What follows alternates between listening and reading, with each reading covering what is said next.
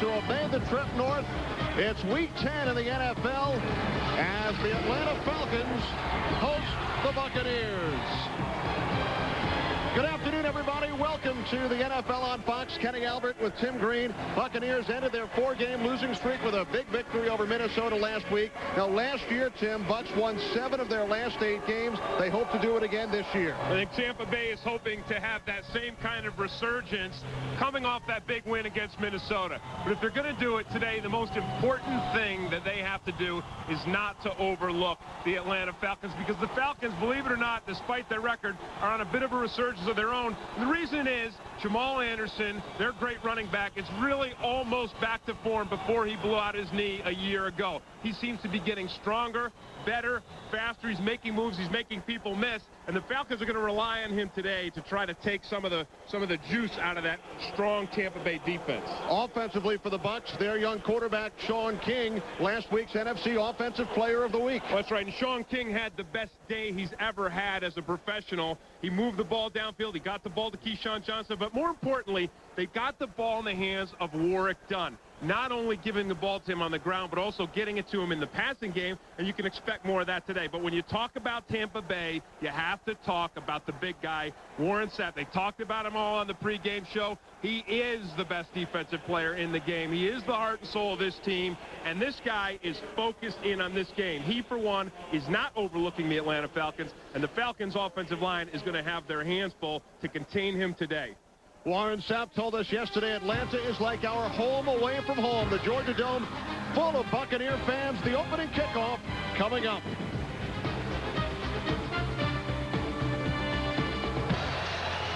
Kenny Albert, Tim Green back at a sold-out Georgia Dome in Atlanta. Falcons and the Buccaneers both broke long losing streaks last week.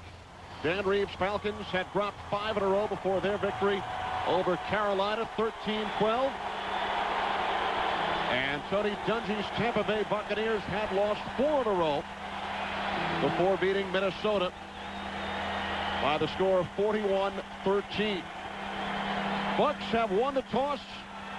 Aaron Stecker, the offensive MVP in the NFL Europe this past summer, is back deep for the Bucs.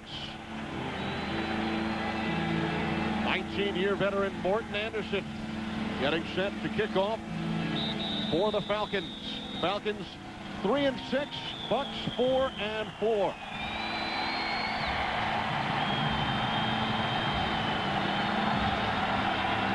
And we are underway from the Georgia Dome. Stecker, 2 yards deep for the end zone, takes it out. And is stopped at the 13-yard line. Terrific special teams effort led by Elijah Williams. A 15-yard return. Sean King leading the Buccaneers offense onto the field. Career-high 4 touchdown passes last week. Pearson, McDaniel, Christie, Middleton, and Jerry Wunsch. Warwick Dunn, Mike Alstott in the backfield. Green and Johnson are the wideouts. And the tight end is Dave Moore. Buccaneers start from their own 13-yard line. Keyshawn Johnson in motion. Play fake on first down. The pass deflected by the former Buccaneer, Marty Carter. Defensively, Falcons ranked 24th in the NFL, ranked 30th against the run. Smith, Jasper, Hall, and Kearney up front. A depleted linebacking core. Keith Brooking and Jesse Tuggle both out for the season. Ambrose and Buchanan, good pair of corners. Bradford and Carter are the safeties. 2nd and 10 from the 13. King with the handoff on 2nd down to Warwick Dunn, who had a big game last week and works his way up to the 16-yard line, a gain of 3. Marty Carter made the tackle, so it will be 3rd and 7. And Warwick Dunn is the thing the Falcons defense is most concerned with today. They feel like their cornerbacks, believe it or not, can handle Keyshawn Johnson and Jaquez Green. They've got Ray Buchanan and Ashley Ambrose, 2 fine cornerbacks, 2 of the top interception cornerbacks in the league. They are most concerned about Dunn and his running ability.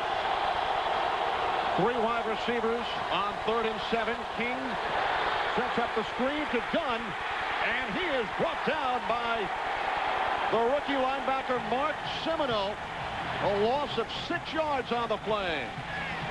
This is outstanding man-to-man coverage by Semino. He's a rookie, but he's got a great feel for it. Here's Semino here. He is locked on to Warrick Dunn. And when you have man-to-man coverage like this, it's not the right kind of play to run a screen into man-to-man coverage. Nice reaction, nice close by Semino. Tim White back deep. Buccaneers punter Mark Royals did not punt in last week's game against Minnesota, but he will early in the first quarter this afternoon. Good kick by Royals, taken by White at the 40. White up to midfield, and he's forced out of bounds. Terrific field position for the Falcons. 50-yard kick by Royals, and 11-yard return by Dwight. Former Tampa Bay Buck Chris Chandler is the Falcons quarterback, 69% over his last 2 weeks. Todd McClure makes his second straight start at center, second-year man out of LSU. Jamal Anderson with Bob Christian in the backfield. Jefferson and Mathis are the wideouts, and the tight end is Reggie Kelly. Falcons start from the Tampa Bay 48 after forcing a 3-and-out. And Jamal Anderson is bottled up on first down by Al Singleton, starting at linebacker today for the injured Shelton Quarles. A loss of 2 on the play. Buccaneers lead the NFL in sacks. Sapp has 10.5. Jones has 10. There's Singleton starting for Shelton Quarles. And the secondary. Tampa Bay defense, they came right at the Falcons on that first play. That was a blitz. That's why the draw had nowhere to go.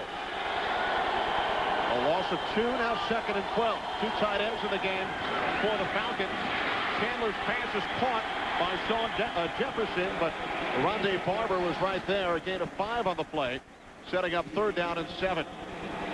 You know, Kenny, this is where I think the Falcons are going to have success today in the outside passing game. Now, they want to rely on Jamal Anderson to run the football, but the Bucs are determined to come up to play 8-man fronts. We saw that run blitz on the very first play of the game. They are going to provide some opportunities if the Falcons can beat Rondé Barber, who you see there, Donnie Abraham, who's up here. They can beat those guys by the receivers. Falcons are going to have some passing game. 3 wideouts in the game, 3rd and 7. And Chandler's pass incomplete. He was looking for Jefferson once again, and now the Falcons will punt it away. That won't do it. That's just poor timing, poor communication between Chris Chandler and Sean Jefferson. Jefferson was actually open on that play. You have to remember also, Kenny, that Chris Chandler's father-in-law, one of the great NFL players, John Brody, has been sick after a stroke for the last 2 weeks, and that has affected Chandler's preparation. Penalty markers. It's a false start, signaled by referee Bernie Kutmar. False start, 50 offense.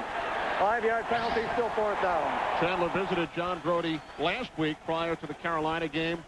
Took a red eye back home and did not really feel in sync the rest of the week, but he had a good week of practice. Yeah, he did. He had a sharp week of practice. He played pretty well last week in their victory against Carolina, but he said on his way to the stadium, he was lost. He was in a dream. He didn't even really know where he was. He is very close with his father-in-law. He said, in fact, he's like a father to him.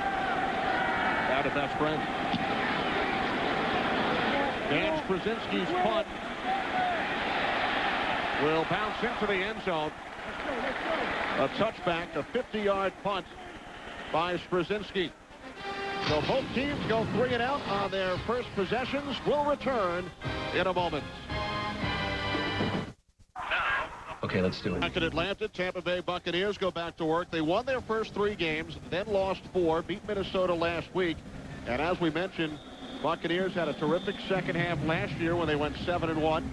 Reached the NFC Championship game before losing to the St. Louis Rams. Big numbers last week for Sean King. From the 20. The inside handoff to Mike Alstott. Had All-Star games 3 before he was tackled by the former New Orleans Saint, Brady Smith. And now that was an 8-man front for the Falcons defense. Ronnie Bradford came up late, built an 8-man front, and these guys here are determined to make Sean King beat them. They're going to overload the run and force Sean King to have the kind of game he had last week if they're going to win this game here today.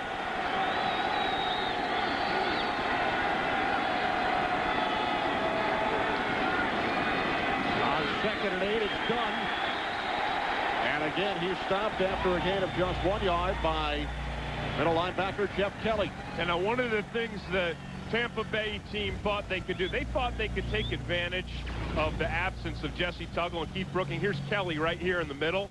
But you're going to see Kelly and Chris Draft, the other linebacker. These guys are pretty good. Kelly is really strong, especially on a straight-ahead run like that.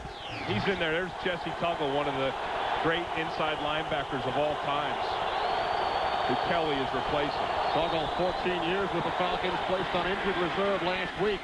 King's pass in and out of the hands of Riddell Anthony. Ashley Ambrose on the coverage. Yeah, this is good coverage by Ambrose, and this is why the Falcons feel like they can just match him up. You see that jab, he gets a hand there, a stab, and really, he's all over him. He knocks Riddell Anthony's timing off right from the beginning. And I think if Sean King is going to have the game that he had last week, his receivers are going to have to make a lot of difficult catches the way they did last week. Mark Royal, second punt of the game. Tim White from the 33. 8-yard return to the 41.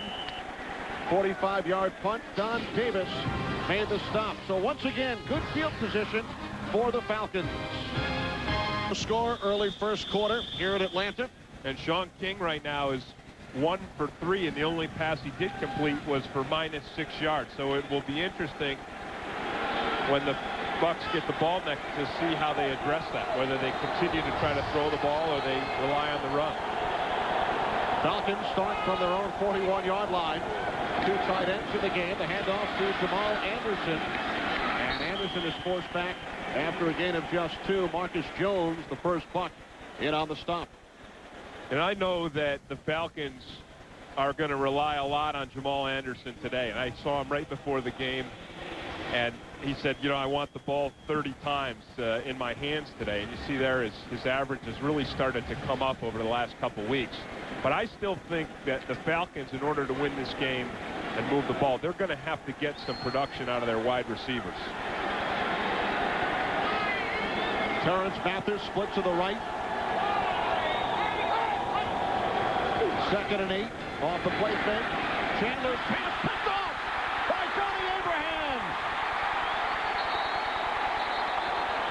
Chris Chandler made the stop. 25-yard return. Abraham with his 5th interception of the season. He had a big one against the Falcons last year, which he returned for a touchdown. And it's his 5th pick this season. And once again, you're going to see a miscue between Chandler and Terrence Mathis. Watch Mathis break outside. Chandler throws the ball back to the inside. So one or the other of them, I mean, they were not on the same page. Watch this. Watch Mathis. He starts to break out. The ball is thrown back to the inside. And Abraham does an outstanding job reacting to it. First turnover of the game. Bucks from the Falcons, 22. King rolling right. And the pass is caught by Jaquez Green. A gain of 9. Ray Buchanan forced him out of bounds. And there's the answer to our question about what is Les Steckel, the offensive coordinator, going to do with Sean King kind of struggling out of the blocks. They went right to him on the first play, rolled him out, and he threw a nice pass downfield to Jaquez Green. Buccaneers, the only team in the NFL this season to score on every red zone possession, either a touchdown or a field goal. 2nd and 1. Allstott has the first down. Gain of 5 yards on the play. Now here's the dilemma that Mike Allstott gives you. Now Ronnie Bradford, again, he's going to come up. and he's going to make that 8-man front. But Bradford is a safety. He's a free safety for the Falcons. And he comes up and he goes to tackle Allstott, and he did tackle him. But Allstott is so big and so powerful that he ran right through him for the first down. First and goal.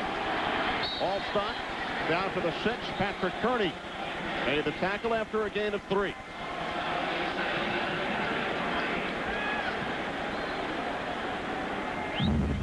Turnovers the story for the Buccaneers last week. Well, and the thing that the Buccaneers have done is when they've gotten turnovers, they've also gotten points. They lead the league, 73 points off turnovers. Looking to capitalize on the Abraham interception. Second and goal from the 6. King. Keyshawn dropped it.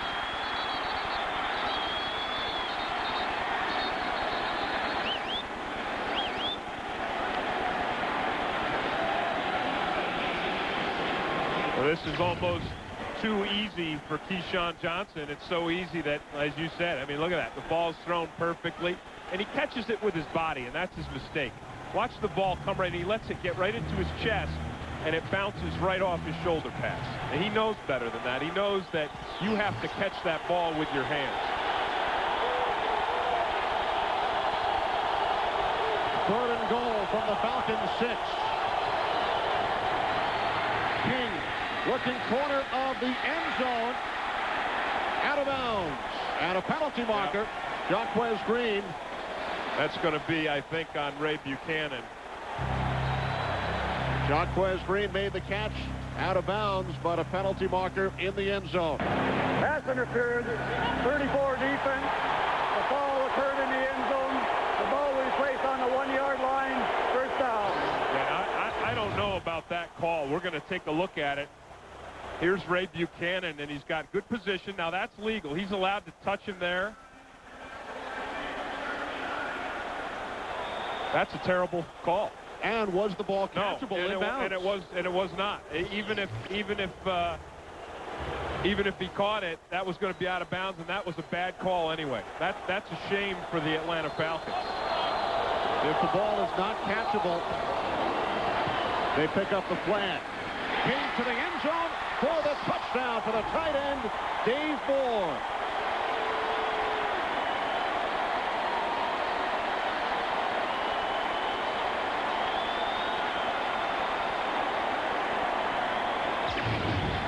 You're just going to see Dave Moore. He's going to release off the line of scrimmage here.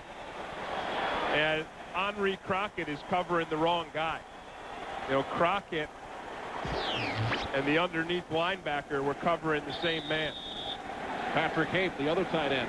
Yeah, it was Chris Draft who had Hape, and looked like Crockett was supposed to pick up Moore. Martin Gramatica adds the point after. Third touchdown reception of the season for the tight end, Dave Moore. 7-0 Bucks. The first quarter, Buccaneers with a 7-0 lead. 1-yard touchdown pass from Sean King to Dave Moore following the pass interference call on Ray Buchanan. Short kickoff. Brian Kozlowski, reserve tight end, takes it back to the 30. Kozlowski's 6th kick return of the year, brought down by Don Davis. 7-0 lead for the Tampa Bay Buccaneers. The touchdown set up by Donnie Abraham's 5th interception of the season. And he is now tied for 2nd in the NFL behind only the Lions' Kurt Schultz. Now the Falcons back to work from their own 30. The pitch to Jamal Anderson. Oh, what a hit by John Lynch after a gain of 8 as we send you back to Los Angeles for a Fox NFL update with James Brown. Kenny and Tim, Jeff Garcia's first pick in the first quarter of the season leads to this Blake to Andrew Glover 1-yard strike, and a team that the guys here in the studio likes a lot. Saints up top, 7-0. Back to Kenny and Tim. Thanks, JB. So the Saints, like the Buccaneers, capitalize on a turnover.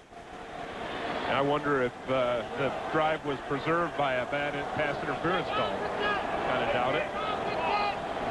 Well, the Saints have a 5-3 record off to an early lead. Second down and 2. Jamal forcing his way forward close to the first down marker. Anthony McFarland in on the stop. And it is a first down for the Falcons. Now that's important not only for the Falcons offense, but for their defense. Because their defense has done a pretty good job so far today. They were put with their backs in the red zone by an offensive turnover. And until now, the offense really hasn't done too much. So just to get a first down, move the chains, that being their first down, lets that defense rest on the sideline. With the play clock winding down, Chandler calls timeout with 5:54 remaining in the first quarter from Atlanta. And the Buccaneers leading the Falcons by a touchdown. He's caught in Tampa Bay territory by Terrence Mathis. A gain of 15 yards. You know, when Chris Chandler threw the interception before, it surprised me because even last week when he wasn't at practice and he flew home from the West Coast, he seemed to have this kind of connection with Terrence Mathis. And I think this is a good sign for the Falcons offense that this is back. Just a simple post route by Terrence Mathis, and Chandler put the football right there. Mathis, the Falcons' all-time leading receiver. And now he checked to a pass, but the Tampa Bay went into a cover 2. Jamal Anderson makes the catch at the 39-yard line, a gain of 5. Al Singleton made the stop. Singleton starting today for the injured Shelton Quarles. Well, that play started out with the Tampa Bay defense showing run. They moved the safety up and showed run. And then Chandler changed it to a pass, and then Tampa Bay dropped off into pass coverage. Only 5 yards over the Falcons' first 2 drives today. Moving the football on this drive, 2nd and 4 from the Bucs 38. The quick slant to Mathis.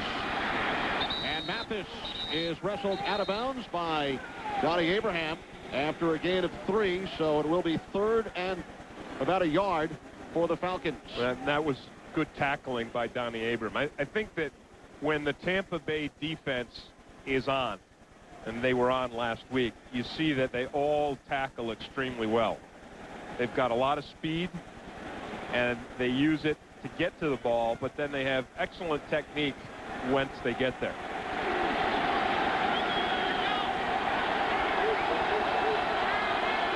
Two tight ends, 3rd down and 1. Jamal Anderson, first down to the Bucs 32. You know, whenever you succeed on a short yardage play, there's always some good blocking, and there were 2 guys that were essential at the point of attack. One was Bobby Christian, the fullback, and the other is Travis Claridge. Watch the rookie come and clean up block with Christian. Watch this here. Wham and bam. Look at that. That's some really, really nice blocking up front by Christian and Claridge. Watch this hole open right up. Claridge, the 2nd-round draft pick out of USC. Helping lead the way for Jamal Anderson. 1st and 10 from the 32. Chandler off the play fake. Looking for Sean Jefferson. It's picked off. Donnie Abraham again. His 2nd interception of the game. And his 6th of the year.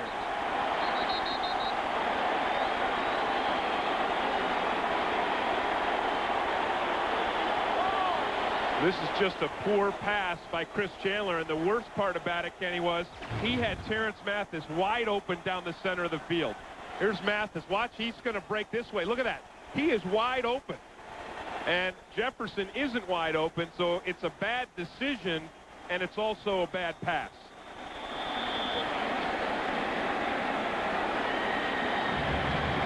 Deja vu for Donnie Abraham. He had 2 interceptions in the game against the Falcons last season. His first pick today set up the Buccaneers touchdown.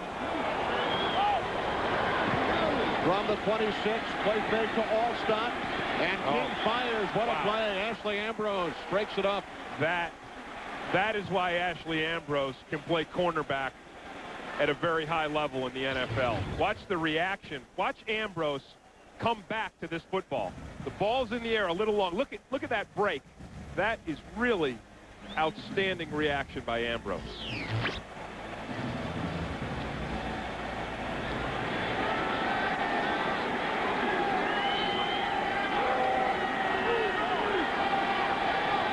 Now 2nd and 10 from the 26. Buccaneers leading 7-0.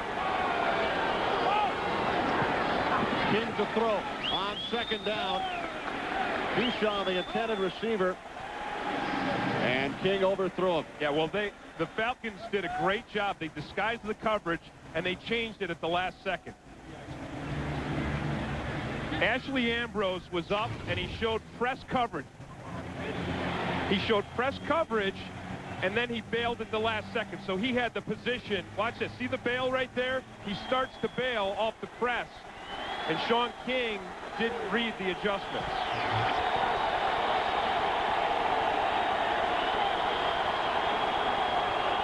Empty backfield, 5 receivers. Everybody out on 3rd and 10. And the pass intended for Jaquez Green, but he had stepped out of bounds. Well, the reason why Green doesn't get this ball off well at all is because of the big fish. Ed Jasper, the defensive tackle for the Falcons, who's been having an outstanding year. Watch him here. Watch the fish work. He works right past Randall McDaniel, and wham, puts the heat and then the load on Sean King. Tim Dwight back deep. Mark Royals. It's a fake. Royals with the pass, and it's caught for a 1st down and more by Damian Robinson. Robinson down for the Falcons, 38. A gain of 36 yards on the pass play from the punter Mark Royals to Damian Robinson, the starting free safety. Well, Robinson was just absolutely unaccounted for on this play. He's going to release on the left-hand side of the screen, and you see that no one has got him covered. Here's Robinson right there. Nice pass, nice throw by Royals. Yeah, nice throw, a really well-executed play. That comes from film work. Warren done. Did a 360 and then worked his way down to the 30-yard line, a gain of 8. This is why the Falcons defense is so concerned with Warwick Dunn. And that's the kind of mobility that he has, where he starts, he takes the ball to the outside, and on that one, as you said, he just ran a 360. He just completely spun around and took it the other way.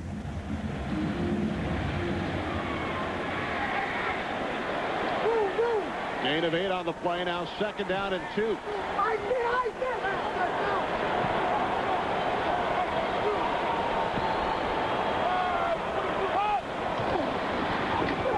It's done again. And it looks like he was stopped just shy of the 1st down marker. We'll see where the officials spot it. And it does look to be a 1st down for the Buccaneers. So Dunn's forward progress gave him the 1st down. There you see the success that Warwick Dunn had last week against the Minnesota Vikings. The other thing they had success with was just throwing the ball to Keyshawn Johnson, which is, there he is, and that's what he always wants, just get him the ball. Keyshawn has had 3 balls thrown his way today. He has not caught any. King to the tight end, Patrick Haight, for a gain of 5. Ray Buchanan forced him out of bounds. That's not a bad effort by Buchanan. Because we talked about Mike Allstott before and what he gives you and the power that he has. He's a much bigger, much more powerful man than Ray Buchanan. And Buchanan didn't stop him in his tracks, but he did a commendable job of making that tackle. Clock winding down as we approach the end of the 1st quarter. And that will do it. Bucks do not get off the snap. So 15 minutes in the books from Atlanta. Buccaneers 7-0 lead on the move. Fox NFL Sunday will continue after these messages. A stellar day so far in the passing game.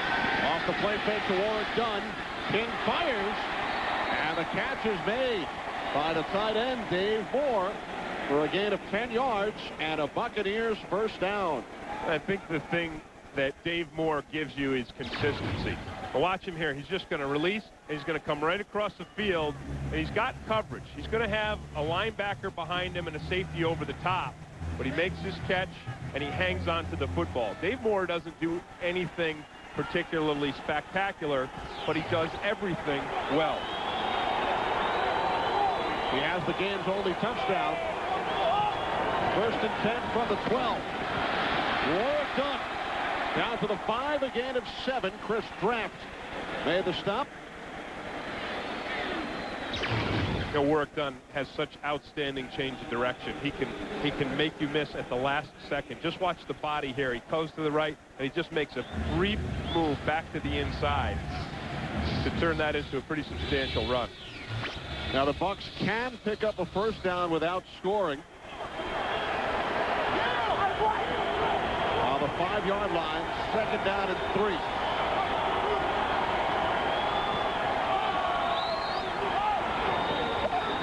Dunn, cutting left, looking towards the end zone, penalty marker. Dunn is in for the touchdown, but a penalty flag. And that's going to be against Tampa Bay. Mike Gallstadt pretty much tackled Henri Crockett to the outside. And that is holding against the Bucs. Holding, 40 offense. That's a 10-yard penalty, still second down. Yeah, whenever you're out here in this kind of space, as you're going to see Allstat later, it's Allstat right there. Now watch him, he gets his arms right on Crockett, and he tackles him. So, nice effort there. But he was caught. Yes. So it's now a 2nd and 13 from the Falcons' 15-yard line. And the best pass the Tampa Bay offense has had so far today was by its punter, Mark Broyles. Empty backfield. King followed the snap, takes off, and is taken down at the 8-yard line by Gerald McBurrows. So Sean King showing his elusiveness. Well, this is outstanding maneuvering by him, but also the blocking up front. Look at the line. Look at the offensive line and the hole that they create. So Sean King did this last week against the Minnesota Vikings, and it worked well then as well. He is one of these, young quarterbacks who can maneuver around like a Culpepper or a McNown or a Donovan McNabb up in Philadelphia. 3rd and 6 from the 8. King looked for the shovel pass. Now throws to the end zone. Picked off. Ray Buchanan. Penalty flag after the interception. Buchanan still on his feet. Keyshawn Johnson makes the tackle. Ball popped loose. And it was recovered by Marty Carter. A 60-yard return by Buchanan. Now the penalty marker came just after the interception.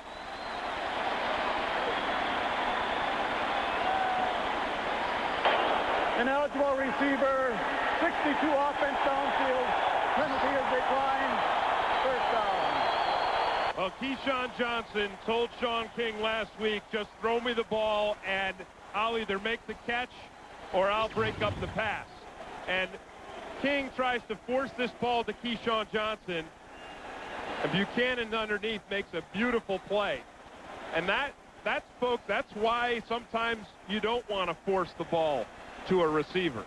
I think you can force the ball to a receiver when you're playing a secondary like the Minnesota Vikings, but when you're playing Ray Buchanan, who's got 5 and now 6 interceptions, and Ashley Ambrose has got 4, you've got to be careful when you try to force it. And how about Keyshawn Johnson racing 60 yards downfield to make the tackle, or Buchanan would have scored. From the 44, off the play fake, Chandler is taken down by John Lynch, his first sack of the year.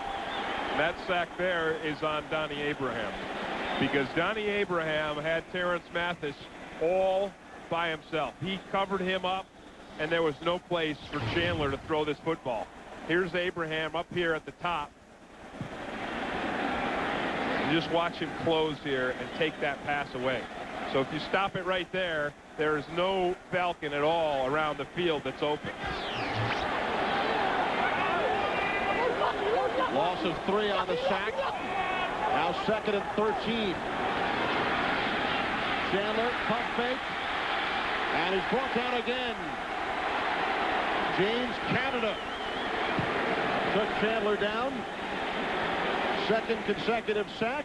And it's the first of the year for Canada. Well, the problem, Kenny, is that the Falcons are so determined to protect Chris Chandler, they keep most of their guys in for protection. And so the guys that they do send out have got coverage all over them. You saw the coverage there on Jefferson. And there's the coverage all across the board. And the Falcons are not going to win if Chris Chandler has to scramble for positive yardage. 3rd and 14. Play clock winding down. Chandler again taken down. 3rd consecutive sack by the Buccaneers.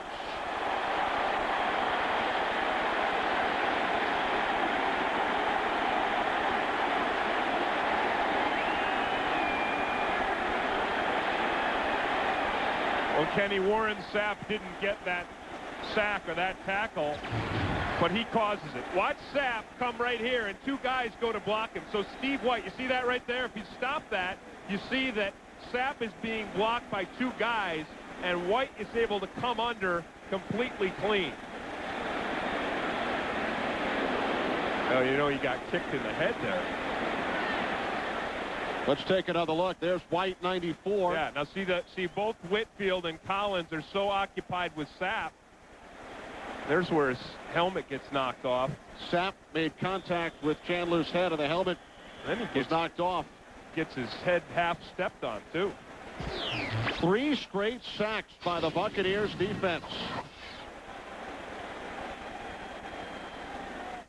A familiar sight to Falcons fans over the last 3 years. Chris Chandler has missed 8 full games and parts of 11 others due to injury. Well, on this one here, he loses his helmet because Steve White hits him from one side and then Sapp hits him from the other. Here's White, and he jars that thing, and then Sapp finishes it off, and the helmet gets popped off.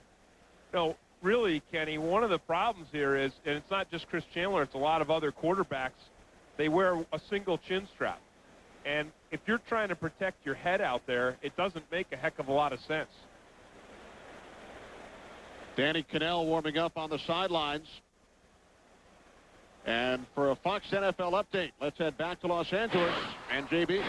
Very warm in New Orleans is Jeff Blake, 8 of 11, 83 yards, 2 touchdowns, including that one there to Woody Jackson.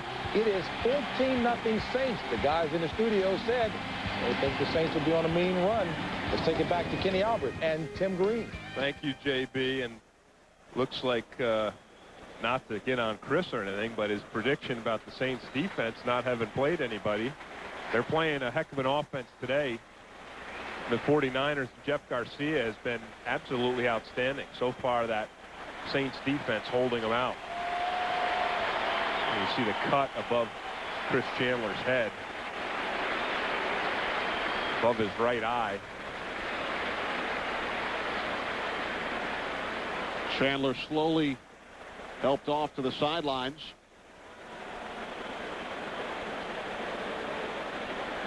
Chandler, as we mentioned, spent the 1990 and 91 seasons with the Buccaneers. He made 6 starts for Tampa Bay before he was traded to the Colts for a first-round draft pick.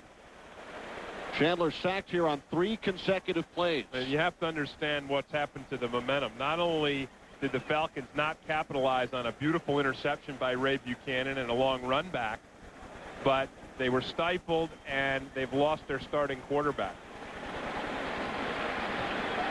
And this is the guy that right there, Warren Sapp, that really was responsible for it. And we said right from the beginning of the game that he is the leader of that Tampa Bay team, not just the defense, but the entire team. And he was going to be a very difficult factor for the Falcons offensive line to contend with. down, guys. Buccaneers lead the league now with 40 sacks. James Lynch, James Canada, and Steve White on back-to-back-to-back plays sacked Chandler, and they knocked him out on the last one. Straczynski nearly blocked. Good kick. Carl Williams backpedaling to his own 12, and he returns it to the 24. So a 12-yard return by Williams. 45-yard punt. Gary Downs made the special teams stop. By Monster.com's blimp Trump. Monster.com operates 2 blimps in the U.S. This one is 165 feet long, 55 feet tall. When empty, it weighs 5,500 pounds. You can find out more about Monster.com's blimps on their website.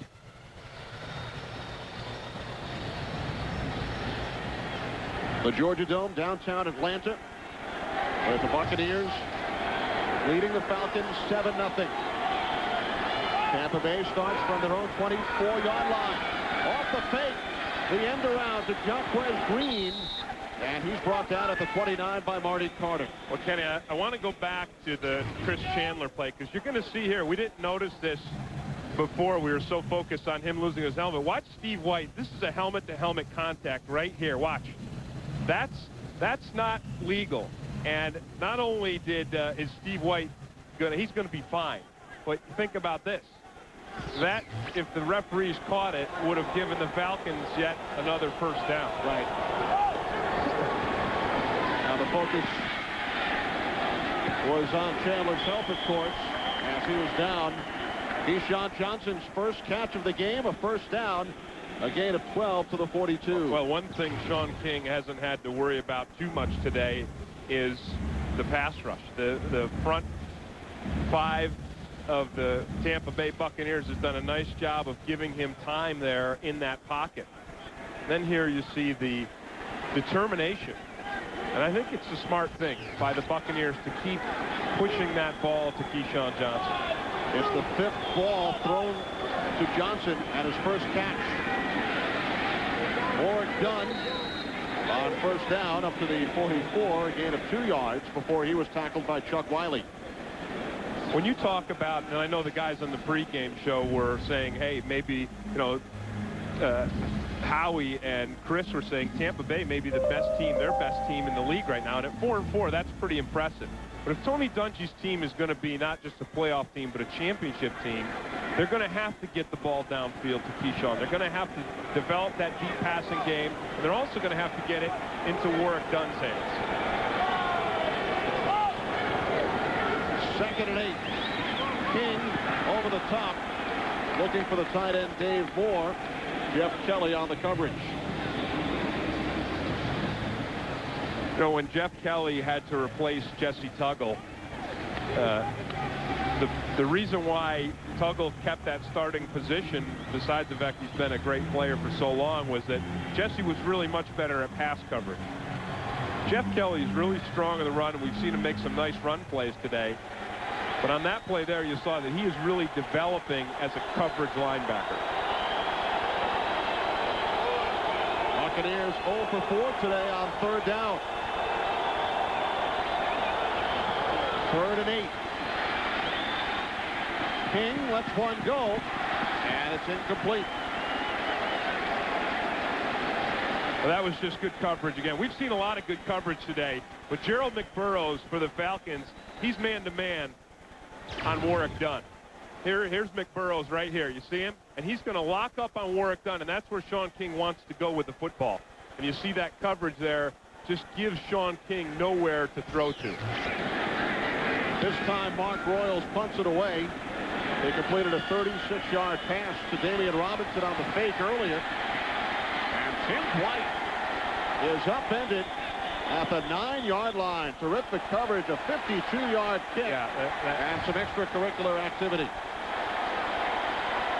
Well, John McLaughlin just tackled Gerald McBurrows after the play.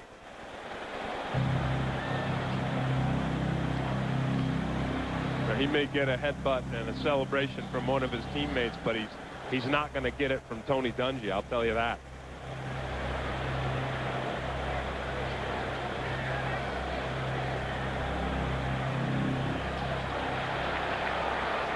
Well, it's against the Falcons. Well, you know what? McBurroughs had the football. I didn't see that. Unsportsmanlike conduct. 22 of the receiving team throwing the ball in the face of the defender, half the distance to the goal, first down.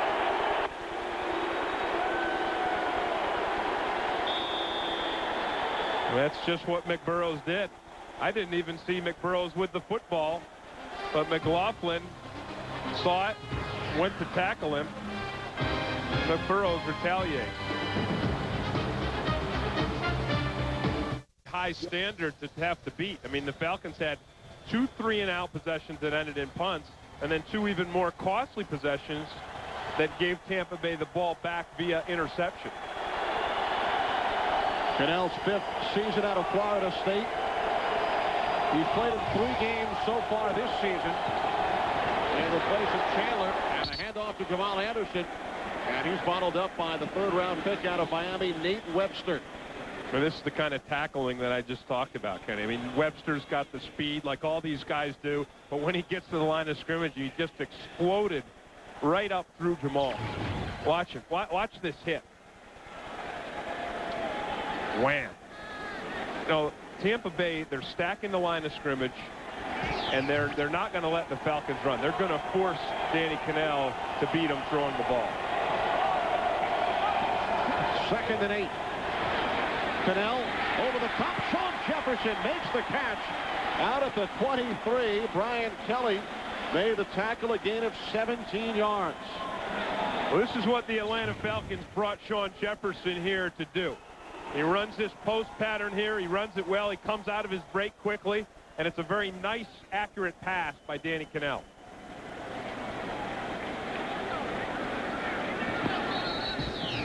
Danny Cannell, of course, played for Dan Reeves with the New York Giants. He made 20 starts as a Giant. This is 2nd season in Atlanta. The official word, Tim, it is a concussion suffered by Chris Chandler. He will not return to today's game. From the 24, Anderson.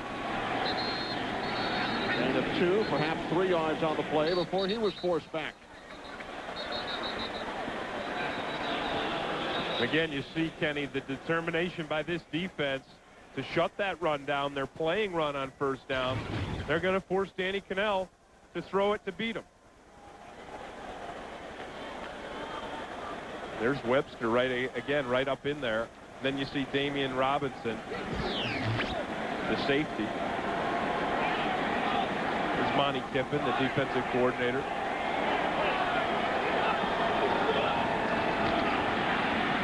Cannell to the fullback, Bob Christian. But Derrick Brooks, who has led the Bucs in tackles the last couple of years, doing so again this season, made the stop on Christian. Yeah, here's Derrick Brooks right here. And not only has he led the Bucs in tackles, but I talked about the Bucs being a good tackling defense, and it really begins with Derrick Brooks. He's the best tackling linebacker in the National Football League right now. 3rd down and 4.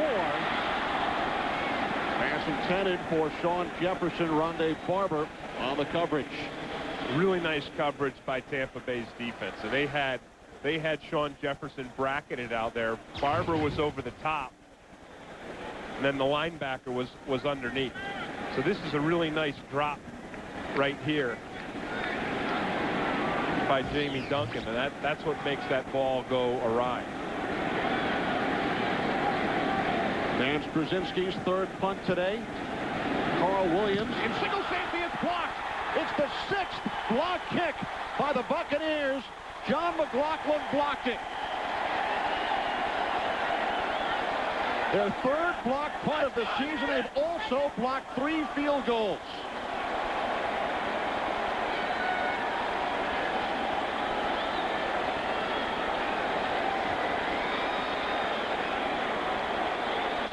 So John McLaughlin blocks Brzezinski's punt. Yeah, here's another look. Here's McLaughlin right here, and watch him just come right up the center of the Falcons formation. He just ran Derrick Brooks over. And again, it's another big play by Tampa Bay from their special teams. And we've seen a couple from their defense as well. Straczynski had not had a punt block since 1993. 7 seasons without a block. First and goal. All stop. Bottled up.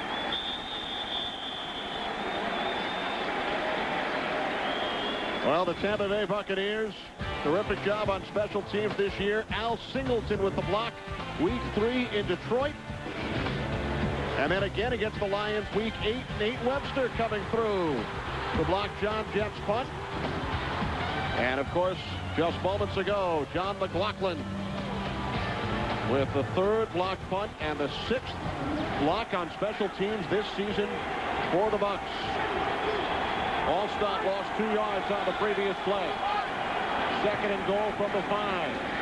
King with time, looking end zone, touchdown, Keyshawn Johnson.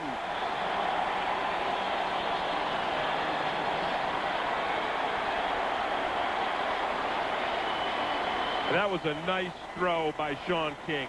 Again, I said that's what Tampa Bay should do, and that's what they did do. Keep pushing the ball to Keyshawn Johnson. Here he is here. He's going to just break along the back of the end zone.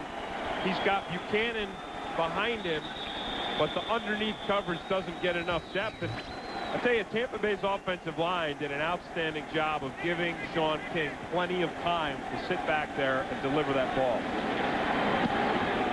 Gramatica adds the extra point. So McLaughlin's block punt sets up the touchdown pass from King to Johnson. 14-0 Bucs. Later, Sean King's 2nd touchdown pass of the game. And for Keyshawn Johnson, his 3rd trip to the end zone this year. And also, you see that Warrick Dunn is getting plenty of action as we thought. This combination here of these 3 guys, that's what really ignited this Tampa Bay offense last week in their win over the theretofore undefeated Minnesota Vikings. Here's Tim White. White across the 25 to the 26. 22-yard return. John McLaughlin downfield to make the stop on special teams. Next week, it's a Fox NFL Sunday doubleheader beginning with JB, Terry, Howie, and Chris. Then the Cardinals look to climb out of the NFC East cellar as they take on the NFC Central leading Vikings. Plus the Packers and these Buccaneers clash. Plus other regional action. It's all right here on Fox starting at noon Eastern, 9 Pacific next Sunday. So check local listing. And Tampa Bay has to look seriously at Green Bay as well because, you know, Brett Favre has had a resurgence in his game. Pennell's pass off the fingertips of Jefferson. So you look at the division and you've got Detroit, you've got Green Bay and Tampa Bay, and then you've got the Minnesota Vikings. And you look at their offensive potency here. Culpepper, 3rd-rated quarterback in the NFC, and Carter, 4th in the NFC in receptions, and Moss, 2nd in the NFL in receiving touchdowns. But that was nothing for this group here last week. I mean, they handled that Minnesota offense as well as anyone has. 2nd and 10. Pennell. This time Jefferson makes the catch and spins for the first down to the 37 before he was tackled by Derrick Brooks. A gain of 11 yards. And that time the Falcons offensive line did a really, really nice job of protecting Danny Cannell. You see Warren Sapp again. He's drawing 2 guys.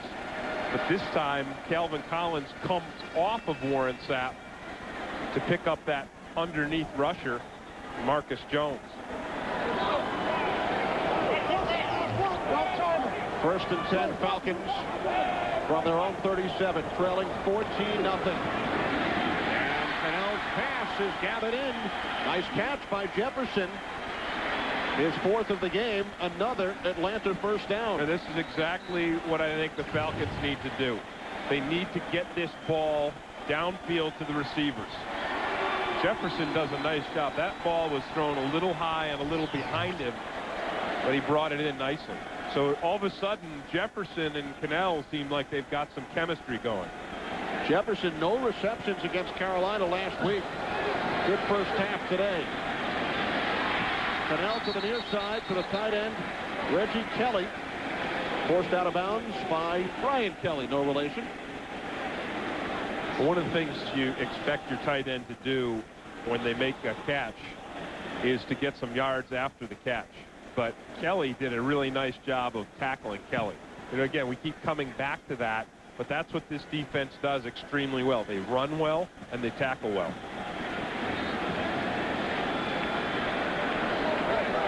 Second and 7. From the 45. Under 3 minutes to play in the half. Cannell going deep. Mathis could not catch up to it. I'll tell you what, Terrence Mathis had Donnie Abraham beat.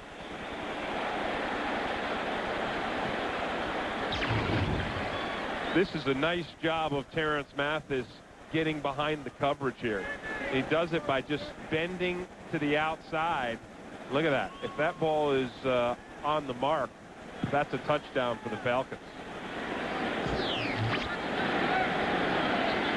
Instead, Cannell facing 3rd and 7. Well, if nothing else, that's going to make Donnie Abraham respect Mathis deep, and it may open up some things underneath for him.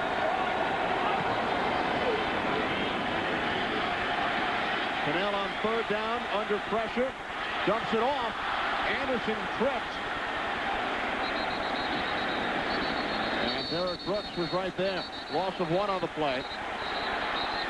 And again, some extracurricular activity. Derrick Brooks involved. With Calvin Collins and Bob Whitfield. Penalty marker on the field. Well, I'm not even going to try to guess who they're going to throw it on this time.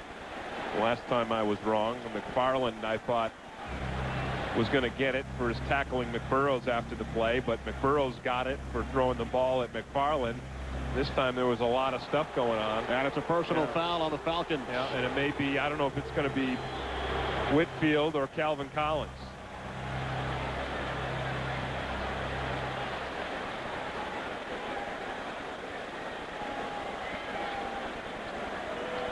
There's Collins, who became a father for the first time on Thursday, missed practice, as his wife Felicia gave birth to Felice Nicole Collins. And we await the call. In any event, Falcons will punt after the personal foul.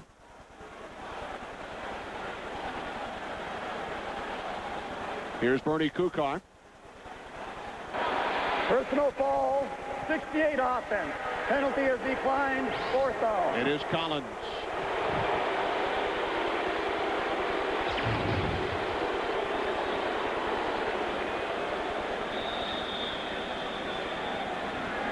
Shoves Derrick Brooks off of Bob Whitfield. That's just one of those things that, you know, the pushing and shoving started, and they just, you know, sooner or later the refs are going to throw a flag on someone. So here's Straczynski, whose last punt was blocked.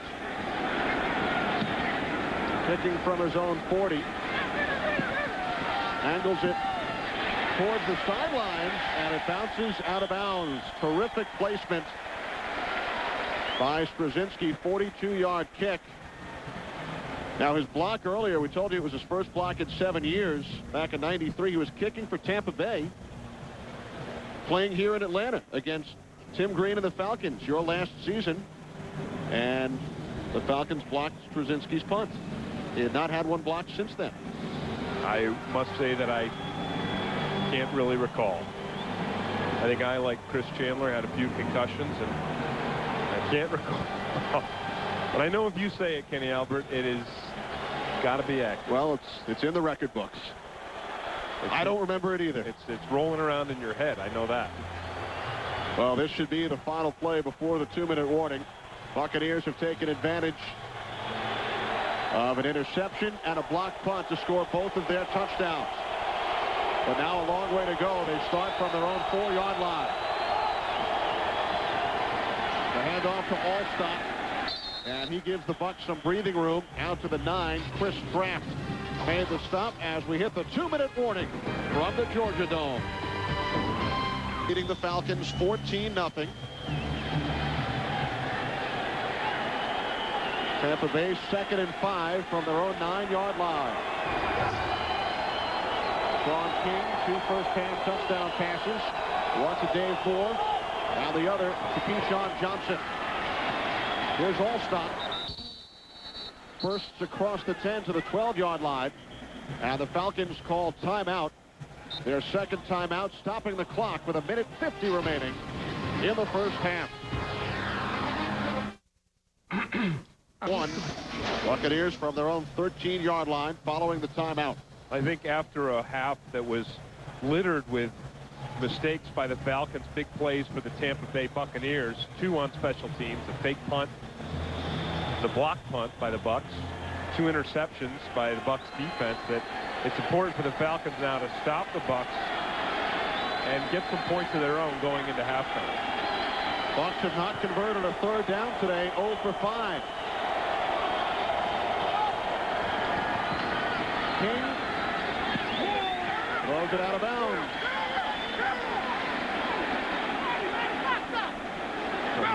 Marty Carter wanted a timeout, but the clock stopped on the incompletion. Right. Lucky for him, the official didn't listen to it. Right, that would have been Atlanta's final timeout. One of his teammates raced over and said, "Marty, the clock stopped." So now Royals punts from his own end zone.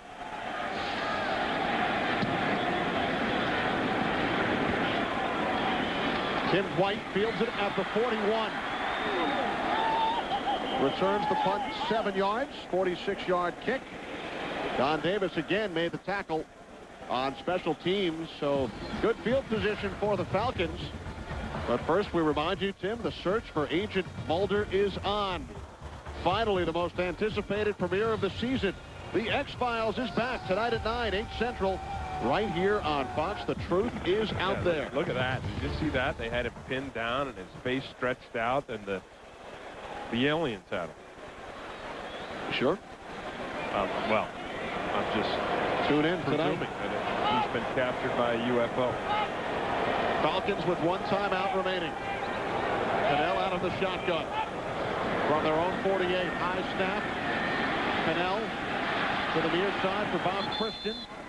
Forced out of bounds by Brian Kelly after a gain of 2, setting up 2nd and 8 at midfield. And that's good coverage downfield by Tampa Bay's secondary again.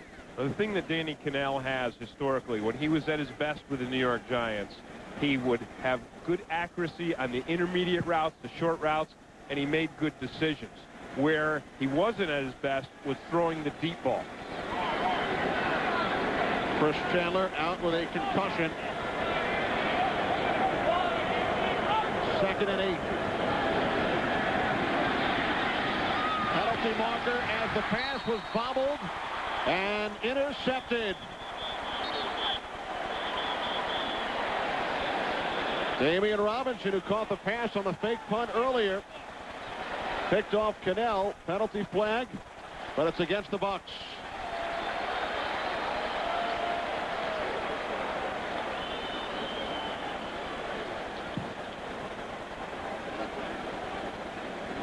Holding, 25 defense at the 5-yard penalty, first down. Brian Kelly called for the hold, so this gives the Falcons new life. Yeah, Kelly had a good grip on Jefferson right at the line of scrimmage. Watch him right here. Now he grabs him and holds him back right there. And that's why that pass was so far off between Cannell and Jefferson. That's a timing route. So it wasn't as bad a pass as it might have seemed without knowing the Kelly hold. 3 wide receivers. From the 45, Cannell looking for Tim White, and it was broken up at the last instant by Brian Kelly. So Kelly just had the perfect position on Dwight. And again, that's not where Danny Cannell is at his very strongest as a quarterback. Not on these deep routes where it's got to be kind of dropped in over the top. But it's nice reaction, a nice body position by Kelly.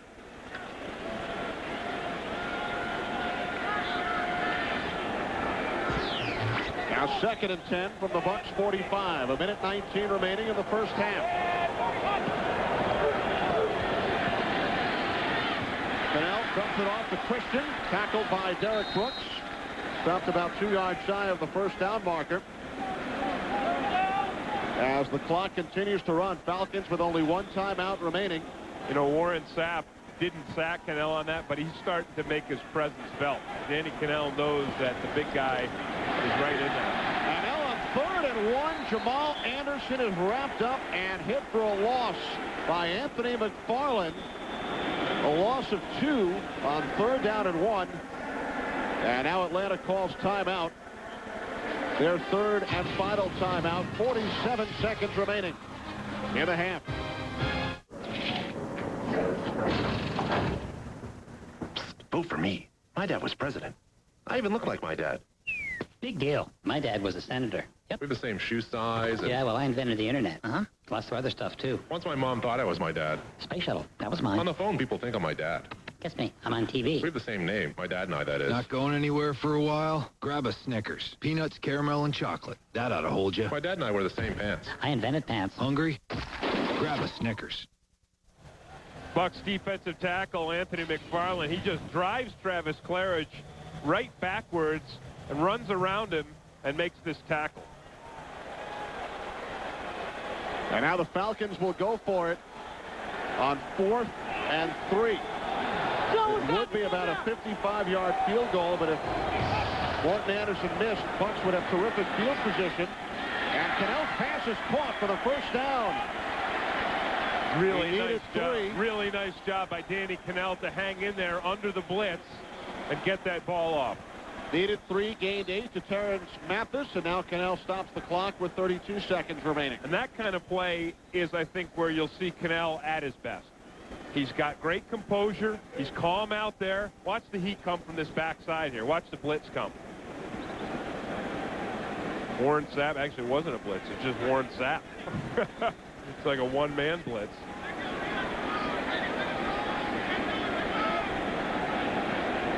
You asked Sapp yesterday if the Bucs were overlooking the Falcons. He said, absolutely not. This is a business trip. And you could tell not just by his words, but by the look on his face that he meant it. Cannell on 2nd down to the outside to Jamal Anderson. Derrick Brooks makes another tackle. Out of bounds, so the clock stops with 26 seconds. And it will be 3rd and 1 again for the Falcons. And again, this is where I think Danny Cannell was really good, by maneuvering around, hanging in there in the pocket, getting the ball on those short underneath routes. You know, he takes some heat on that. Gets that ball to Jamal, and Jamal does a nice job of getting out of bounds. Cannell has completed 10 of his 14 pass attempts. 3rd and 1. Cannell from the shotgun. Cannell picked off. Damian Robinson in the end zone. No flags this time. So Robinson comes up with his 3rd interception of the season and the 3rd by the Buccaneers in the first half. Well, I don't know if this is Tim Dwight or Danny Cannell's fault, but again, this is the second time we've seen this kind of thing from the Falcons, where the receiver breaks one way and the quarterback throws the ball the other way. There's Dwight right there. You're going to see, watch, Dwight breaks to the inside, and Danny Cannell throws that ball to the outside, right into the hands of Damian Robinson. And there goes the Falcons' opportunity to put some points on the board. And now the Buccaneers will run out the clock. For the Bucs defense in this first half, Tim, 3 sacks, 3 interceptions, and a block punt. Yeah, big plays all across the defense. And the Falcons defense, for their part, has done a pretty good job of limiting Sean King. Only 7 of 17, but 2 of his passes went into the end zone. 1 to the tight end Dave Moore, and then 1 to Keyshawn Johnson. 1 touchdown set up by an interception, and the other by the block punt by John McLaughlin. And of course, the biggest pass play that the Bucs, in fact, the biggest play they've had on offense so far today, was punter Mark Royals on a fake punt. He delivered that ball downfield for a 36-yard gain. So the Buccaneers with a 14-0 halftime lead over the Falcons. They knocked out Chris Chandler, 3 consecutive sacks, suffered a concussion, replaced by Danny Cannell. And Tony Dungy's Buccaneers have a 14-0 lead here at halftime over the 3-6 Atlanta Falcons. So that will do it for the first half from the Georgia Dome. 14-0 Bucks. The Visa halftime report is next after this message and a word from your local coach, Dan Reeves. Down 14 points changes the complexity for the second half, but with Danny Cannell in there, is the approach different? Well, I mean, we just got to quit making mistakes. We got 3 interceptions we throw in the first half, a fake punt against us, and a block punt, and we're just down 14-0. So it's still anybody's ball game. We just start executing offensively, not making the mistakes, and hopefully the second half will be ours. Okay, thanks, Coach. Dan Reeves feels the Falcons are in position. Kenny? All right, thanks. Good job, Matt. And there is Danny Cannell, who went 10 of 16 in the first half in relief of Chris Chandler, who suffered a concussion on a sack by Steve White. Martin Gramatica will kick off to begin the second half. Derrick Vaughn, who leads the NFL with a kickoff return average of 32 yards per return, is back deep. Vaughn has returned 2 kicks for touchdowns this season.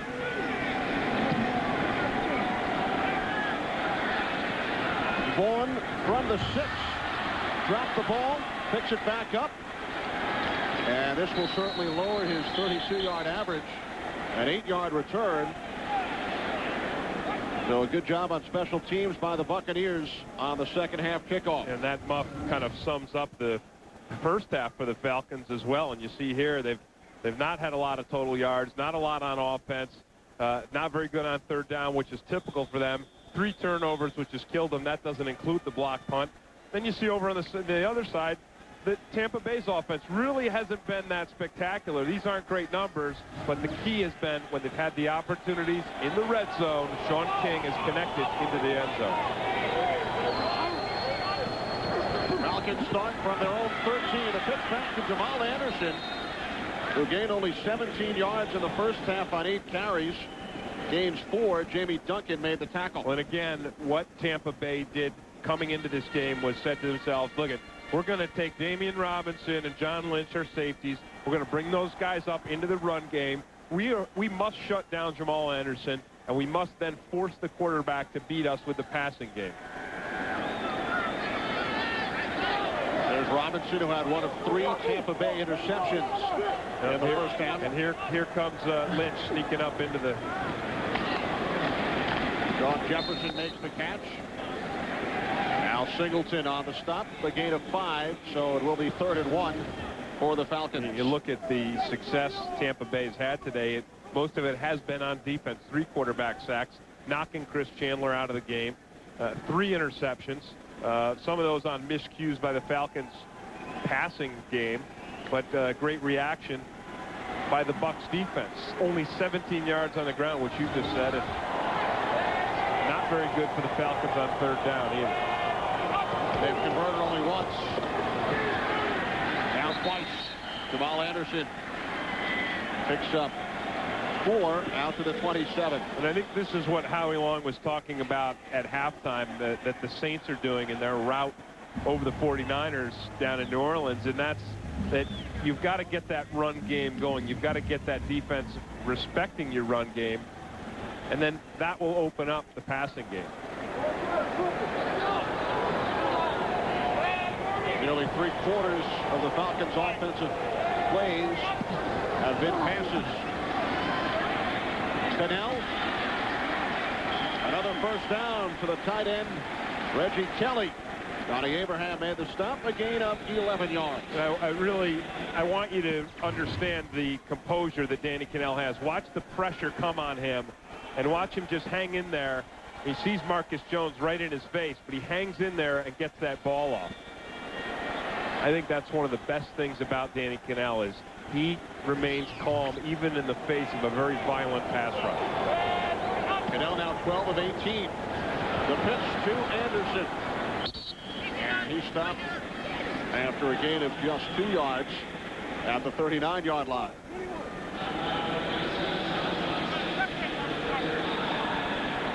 Jamal Anderson, who has had his 2 best games this year against the Carolina Panthers, 97 yards earlier this year, 90 last week. And 2 of the Falcons' 3 wins have come against division rival Carolina. He's averaging only 2.5 per carry today.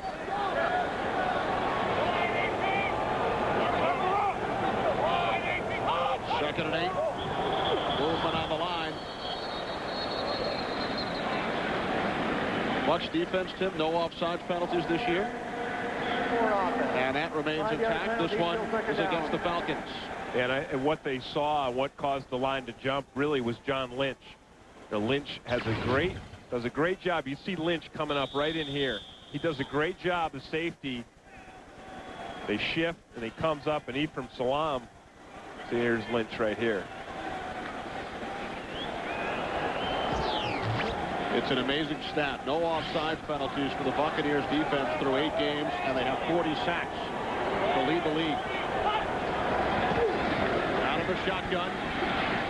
Cannell's pass is caught by Jamal Anderson, and he's brought down by the combination of Abraham and Singleton after a gain of 5, setting up 3rd down and 8. And when you can tackle the way this defense can tackle, you can allow a team to get those underneath passes. That's what Tampa Bay, Monty Kiffin will let his guys, give those underneath passes up because he has such great confidence in their tackling ability. We've seen that consistently today. Every time the Falcons complete a pass underneath, boy, someone is on them quick, and there's almost been no run after the catch. 3 wide receivers, 3rd down and 8.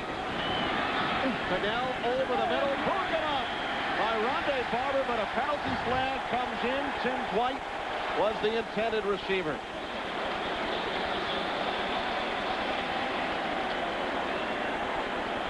Yep, he had a clear hold of Dwight's jersey. Pass interference, 20 defense, automatic first down.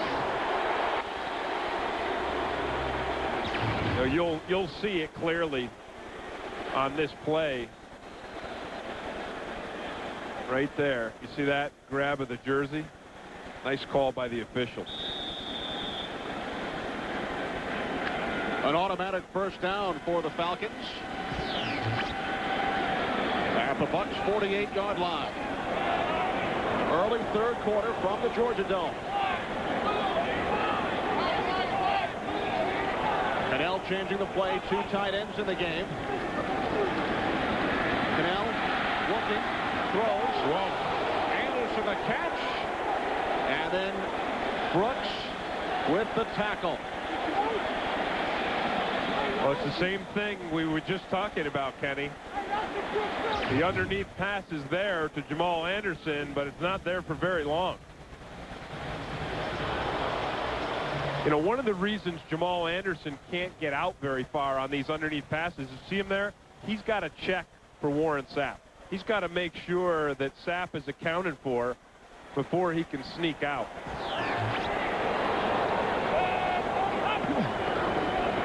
Second and 9. Cannell to Anderson. Ball's out of bounds. He made the catch.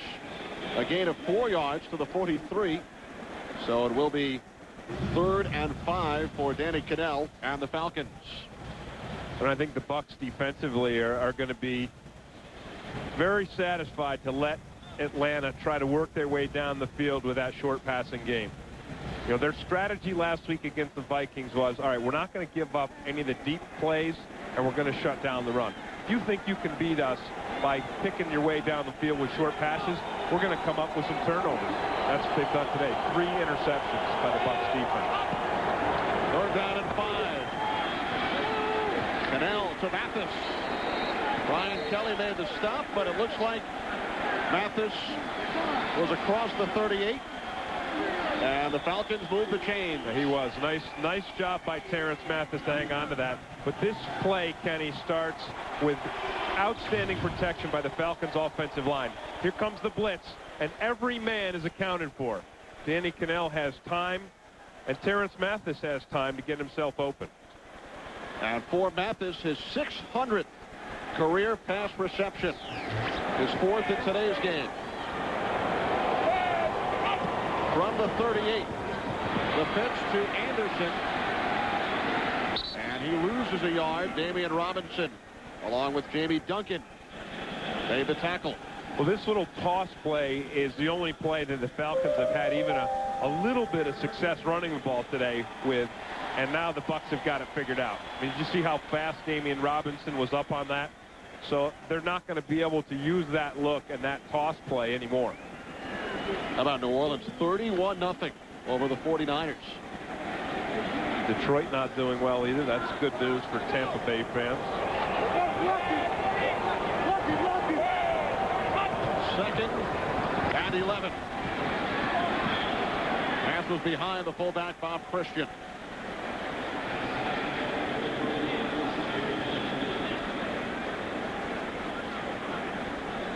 Chris Chandler has gone to the hospital, suffered a concussion back in the second quarter.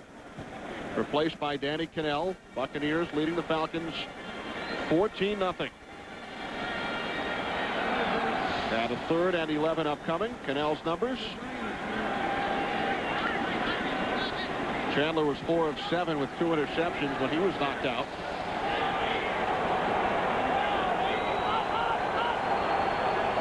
th play of the drive. 3 wide receivers. Cannell's pass caught by a wide open Tim White for another Falcons first down. A gain of 20.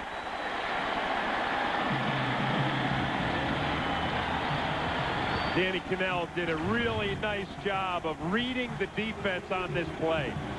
He saw the hole in the zone right there. Tim White saw it, and he got him to it.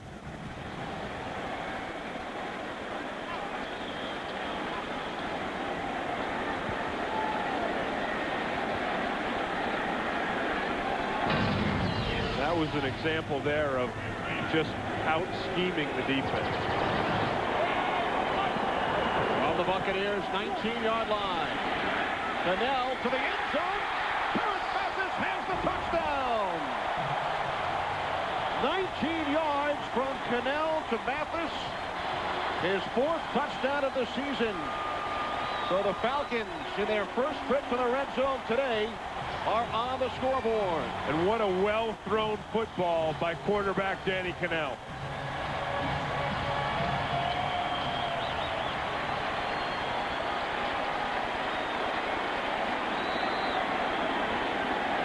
Cannell's first touchdown pass of the year. Morton Anderson, 7-time Pro Bowl kicker. Krasinski the holder. And the Falcons have cut the Buccaneers' lead to 7 points. Tampa Bay 14, Atlanta 7.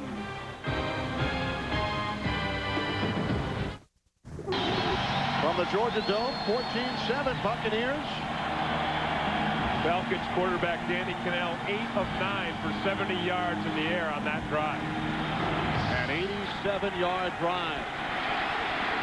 Aaron Specker brings it out. Out to the 19-yard line. We'll return to the Georgia Dome after these messages. Jack Burns, there's 2 deep here, so he knows the thing about that is when they have 2 deep, they drop the middle linebacker. So Burns uses up that middle linebacker with the tight end Kelly, and that's what frees Tim Dwight in this scene. See, there's the use up right there. There's a small window, and Danny Cannell delivers a perfect pass. Good X's and O's, good throwing, good catch. And now the Buccaneers on first down. Handed off to Warren Dunn, and he gains just 1. Falcons' longest drive of the season, 87 yards. Took nearly 8 minutes, and Tim, as you mentioned, Cannell 8 of 9. Well, Cannell was sharp, but again, I thought the most impressive thing about him was his composure under the pressure, because the Tampa Bay defensive front, they were coming. They were getting to him and knocking him around, but he stayed calm. 2nd and 9. It's done again. And he gains 3 yards up to the 23. Jeff Kelly made the stop. So it will be 3rd down and 6. The Falcons defense has done a nice job of limiting Warrick Dunn today. Dunn had over 8 yards a carry last week against Minnesota. But today they've done a pretty nice job. And I think now they're inspired by the fact that all of a sudden their offense can move the ball. Bucks needs to get to the 29-yard line for a first down. King in trouble. He escapes. He takes off and has the first down up to the 36.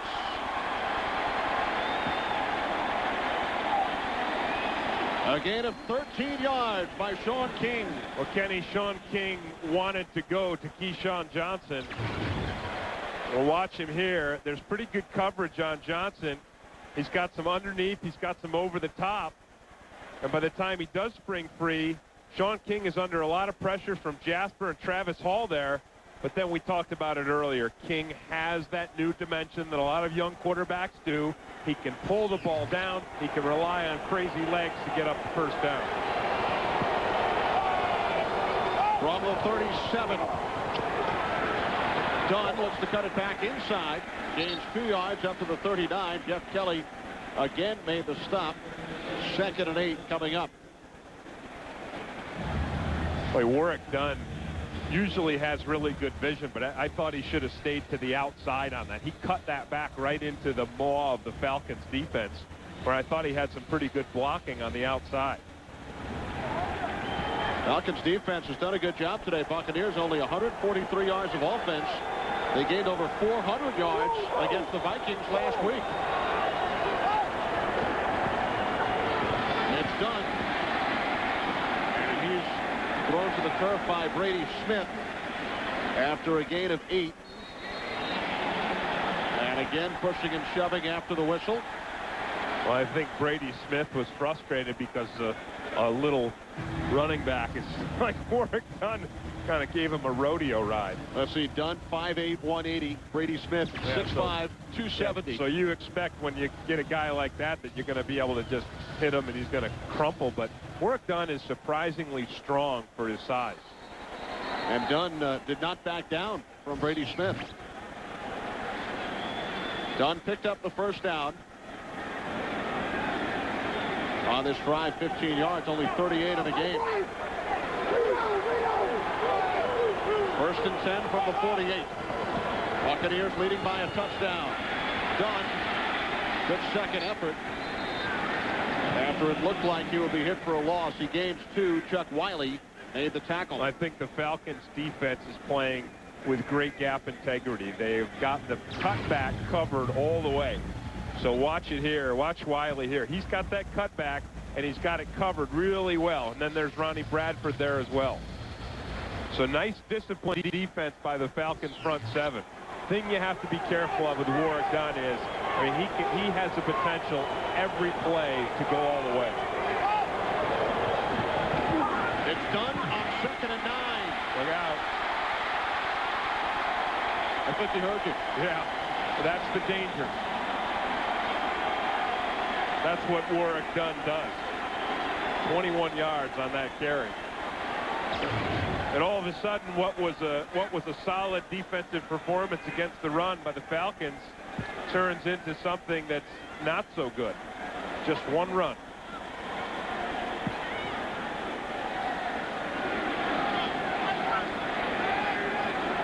He just shook Jeff Kelly.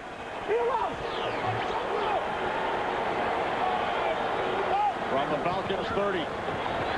King rolling right. Pass intended for Keyshawn Johnson. What's going on with the Giants and the Browns, JB? Kenny and Tim, lest my colleagues forget, it is the New York Giants sitting at the top of the NFC East. Kerry Collins, Amani Toomer breaks a couple of tackles, 17 yards to pay dirt. It's 17-3 Giants. 5:19 in the third. Back to Kenny and Tim. Thank you, JB. And Chris Collinsworth not having a good day of prognostication. He didn't like the Giants. The Giants are looking good. Ronnie Toomer with the touchdown, so they lead the Browns 17-3. Warwick Dunn spinning to the 29-yard line. He lost a shoe on the play. Actually, it was Ronnie Bradford who lost his shoe as he attempted to bring down Warwick Dunn. Well, this is an aggressive call by Rich Brooks, the defensive coordinator for the Falcons. I think that's what you want to do, because the Bucs are starting to they've moved the ball down the field. They're getting close to the end zone, and so on that play there, he sent the safety on the blitz off the edge. And I think they're going to have to continue to play aggressively right here to change the momentum of the Bucs offense. 3rd and 9, only one third down conversion today for the Bucs. King in trouble. He was wrapped up by... Oh, they're calling King down. Yes, Chris Draft had him wrapped up before he threw the pass. And for Chris Draft, his first sack of the season. Well, it was a nice effort by Sean King. The problem is that if you're going to have rules to protect your quarterback, exactly, this is what's going to happen at times. He was in the grass. Yeah, he was in the grass, and they blew the whistle. And those rules are there again to protect quarterbacks, but it was a great effort by Sean King. This a 51-yard field goal attempt. Bramatica 5 for 8 in his career from 50 or more yards. He is now 6 of 9 as he leaps into the arms of holder Mark Royals. His 9th consecutive field goal, extending the Buccaneers' lead. Getting up the mountain is one thing, but maintaining control on... Gene Bramatica, the NFC Special Teams Player of the Month in October, hitting from 51 to extend the Buccaneers' lead. Here's Tim White. Always exciting on special teams for the Falcons. A 14-yard return. Rondé Barber made the tackle. Back to the Georgia Dome after this. With these live aerial shots, Monster.com operates 2 blimps in the U.S. Trump is the name of the green monster on the front of the blimp, and he is the flagship monster for Monster.com. You can find out more about Monster.com's blimps on their website while you're watching the X-Files tonight. Falcons for the 29 marched 87 yards down the field on their last possession. Over the top, and Derrick Brooks lost his helmet as he made the tackle on Jamal Anderson. Wow. You could hear it up here. Yeah, you could hear it and you could see it. And again, this is why Derrick Brooks is, I think, the best tackler in the NFL. Let's listen.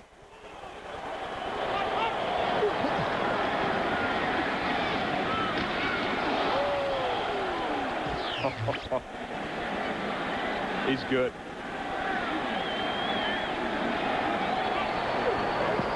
Falcons get the snap off before the clock wound down. Jamal Anderson picks up a first down to the 41-yard line on the final play of the 3rd quarter. With the score, the Tampa Bay Buccaneers 17, the Atlanta Falcons 7. Fox NFL Sunday will continue after a word from your local Fox station. As we welcome you back, Kenny Albert along with Tim Green. Danny Cannell had an 87-play drive for the Falcons' only touchdown. Yeah, and he did it with the short passes, intermediate passes, working his way down the field. And now, all of a sudden, Jamal Anderson looks like he's invigorated as well. 1st and 10 Falcons from their own 41. Cannell changing the play.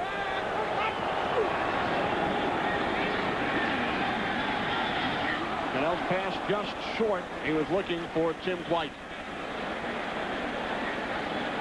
Chris Chandler knocked out in the 2nd quarter on the 3rd consecutive Buccaneers sack. Steve White brought him down.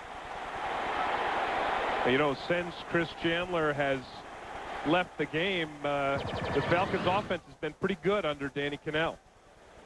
You see the comparison there. Cannell's numbers much better and able to move the ball down the field and score the Falcons' only touchdown for the day. White in motion, 2nd and 10. Cannell is under pressure. Nate Webster coming through, and Cannell threw it away. Well, this is just one of those all-out blitzes where Monty Kiffin, the coordinator, says, we're just going to send more bodies than you can block.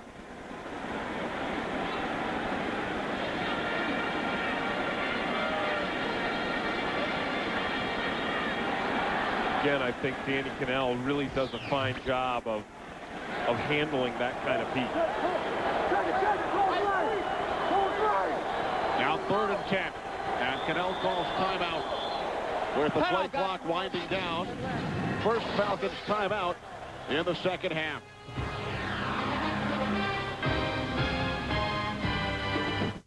Professional figure skaters in the world as they compete in round 2 of the Grand Slam Super Teams of Skating.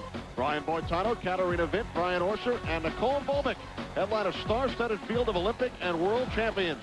The Grand Slam Super Teams of Skating. Next on Fox. 3rd and 10 from the 41.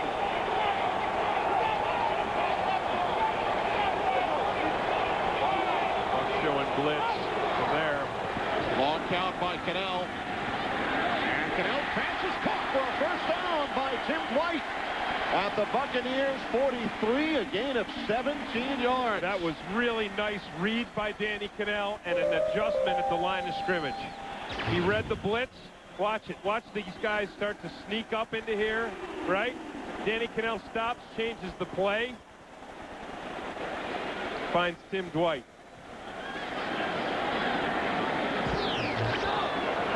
Cannell's 20th completion today. Most for Cannell as an Atlanta Falcon in one game. Incomplete on first down. And Cannell took a shot from Warren Sapp.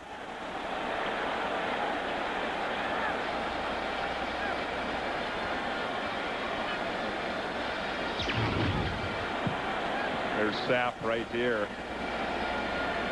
That's just a blown protection right there because Calvin Collins had him and then just turned Warren Sapp loose. That can't happen. If you do that too many times, Danny Cannell, like Chris Chandler, is bound not to get up. Doug Johnson, the 3rd-string quarterback, picked up his helmet on the sideline. Cannell to Sean Jefferson. He is gang tackled by the Buccaneers. John Lynch, first one in, gain of 2. So it will be a 3rd and 8. There's Johnson, the rookie out of Florida, who has seen action in one game this year in Denver week 2. So Doug Johnson actually has a really nice arm, but the reason why Danny Cannell is the backup quarterback and won that battle from Tony Graziani is because of the experience. Cannell's a guy who has led a team to a winning season and even to the playoffs with the Giants. 3rd and 8 from the 40. 3 wide receivers. Now incomplete. He was looking for Jamal Anderson again. Took a hit from Warren Sapp. Yeah, and I think Anthony McFarland was the guy that gave him the hit. But again, Sapp creates such a disturbance in there, and he draws so much attention that McFarland at times is able to benefit from it. Here's Sapp up here, and you see he's got 2 guys on him, and that leaves McFarland one-on-one with Calvin Collins. This would be a good time for a Falcons fake punt. Straczynski at his own 45. Kicks it away. Carl Williams lets it go into the end zone for a touchback. 40-yard punt. So the Buccaneers will take over on their 20, leading by 10 points. Kimmel's cheerleaders? I'm sure they got some sound for Jimmy Kimmel's next week thing, but you look at the Tampa Bay passing today, and Sean King only 37 yards. Mark Royals with 1 fake punt. The pitch to Warwick Dunn. Dunn gains 1 yard to the 21. Ed Jasper made the tackle. You know, one of the things the guys on the pregame show were talking about Tampa Bay maybe being the best team in the National Football League right now. And I don't think today, the way they played offensively, that anybody could really say that and believe it. I think the way they played last week against Minnesota, where that passing game was working very well, and Warwick Dunn had over 8 yards to carry on the ground. I think if their offense were up to the par of their defense, that they would be the best team in football. Off the play fake, King looking for the tight end, Dave Moore. 3rd and 9 upcoming. Of course, Sean King and no one else is going to complain if they're able to win this game. And if they do win it and it remains the score that it is right now, it'll be because of some big plays by their defense, 3 interceptions, and big plays by their special teams. A fake punt, a blocked field goal, their 6th, or blocked punt, I should say, their 6th block kick of the year. And you've seen how bad Tampa Bay has been in these 3rd down situations all day so far. Only one conversion. King airing it out, and the catch is made by Jaquez Green.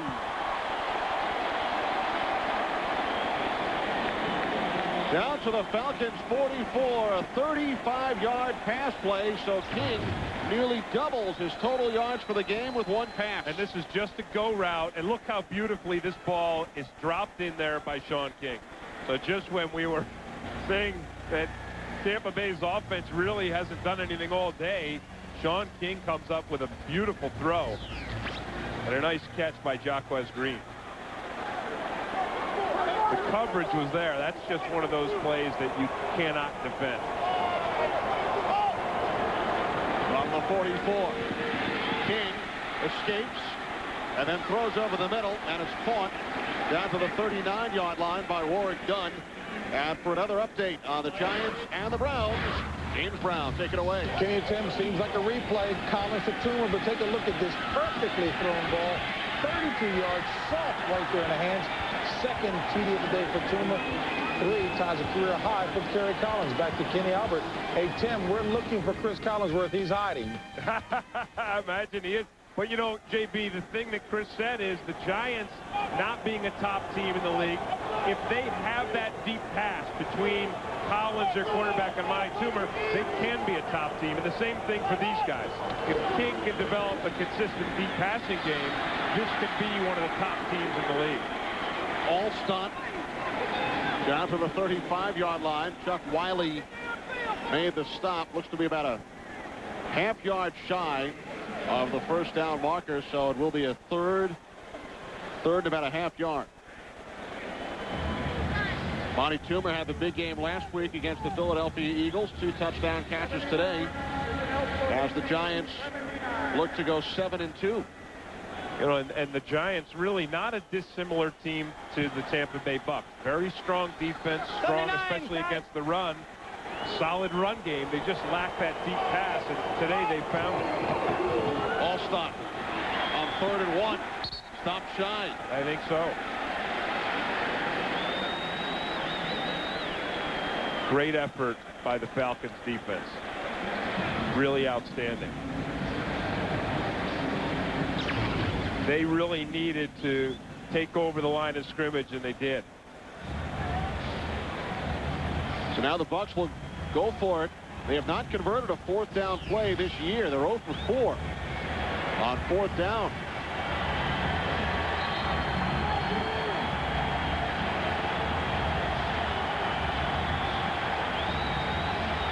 Is Tony Dungy challenging the spot? Timeout, Tampa Bay. Buccaneers call timeout with 9.5 remaining in the 4th quarter. That is their 2nd time. A 10-point Bucs lead. Now this year, their special teams did earlier today on the fake punt. Receiver, 79. But their offense is yet to convert on 4th down. George Hageman, number 79, is eligible on this play. Lined up as a tight end.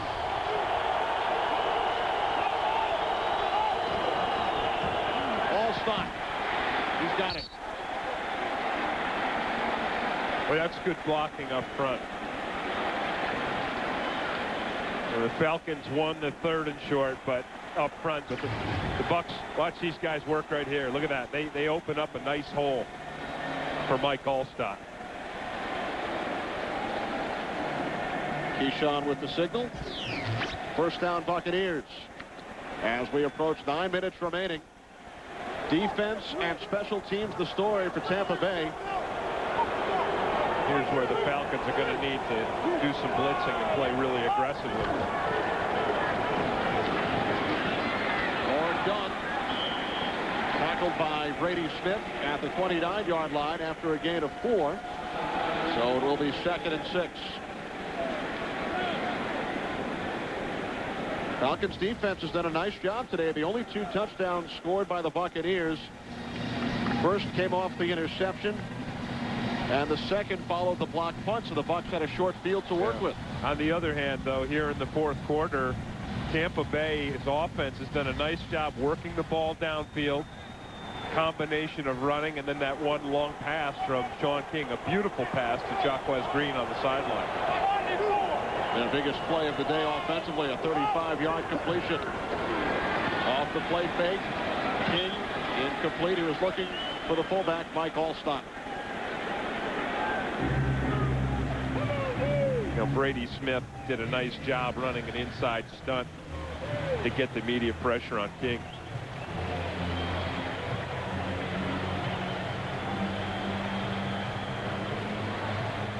King only 81 yards in the game. 35 came on that one pass play to Jaquez Green. 3 wide receivers. Green split to the left. Johnson and Anthony to the right. This is where he's going to want to look for Keyshawn. He's only thrown to Keyshawn once this half. King looking for Johnson in the end zone. Touchdown. His 2nd of the game.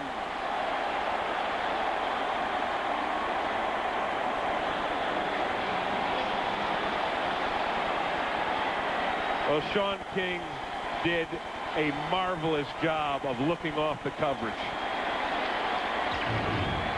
Watch Keyshawn. He's going to give a little deft move right there, a stop move, and he draws the coverage up by Ronnie Bradford. He gets behind him, and the ball is thrown extremely well. Sean King's 3rd touchdown pass of the day. So what he's not done with yards, he's certainly done made up for with touchdown passes. 3 of King's 11 completions have been touchdowns. Gramatica adds the point after. And the Buccaneers lead over the Falcons is now 24-7. Touchdown passes, it means being smart on the field, and Sean King was smart on the field. Bucs lead 24-7. Orange Monster over the Georgia Dome today. The Monster.com blimp Trump is bringing us these magnificent views. Trump travels at a maximum speed of 63 miles per hour and can climb 1,400 feet per minute. You can find out more about Monster.com's blimps on their website. A huge Buccaneers contingent made the trip up from Tampa to the Georgia Dome. And they have a lot to cheer about. Bucs lead the Falcons 24-7. Falcons from their own 19.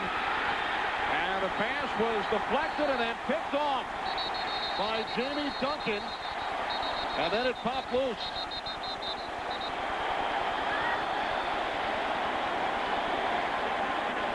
Well, I don't know, Kenny, if it was deflected as much as it was Donnie Abraham forcing his hand in there and knocking that ball free. And Donnie Abraham has had a spectacular day today. Well, it's going to be on the left side of the screen. Watch Abraham coming. You see that right there? And he smacks that ball free, and it bounces off Jefferson's knee right into Jamie Duncan's hand. Watch it here. Watch Abraham. Look at that. That's outstanding. Donnie Abraham with 5 interceptions so far. He is Pro Bowl bound if he keeps it up. The 4th Atlanta turnover on the end around. Jaquez Green is chased down from behind by Ed Jasper. As we send it to James Brown to Los Angeles for another Fox NFL update. Kenny and Tim, not enough of a cushion for the Cowboys. Why? McNabb hooks up with Autry and the X-Actor breaking a tackle here. 23 yards to pay dirt, all tied at 10. 5:58 left in the 4th. Kenny, a Tim, Chris says he wants a little love. Tell Chris he's got a lot of love, especially after that great job he did showing us all about the pick play and the passing. We got to hear Terry talk about how he got the signal in the Steelers by the coach picking his nose. We like that. From the 27, Warwick Dunn down to the 23-yard line. A gain of 4 as the clock continues to run. There's Donnie Abraham, 2 interceptions, and he had a big part in the last turnover, stripping the ball from Sean Jefferson.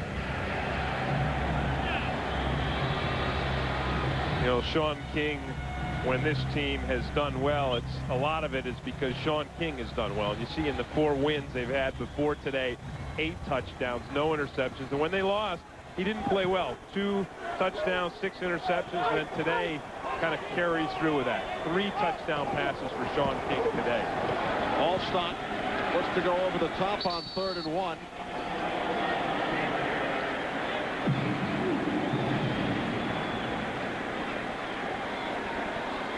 Still waiting for the official signal from the officials.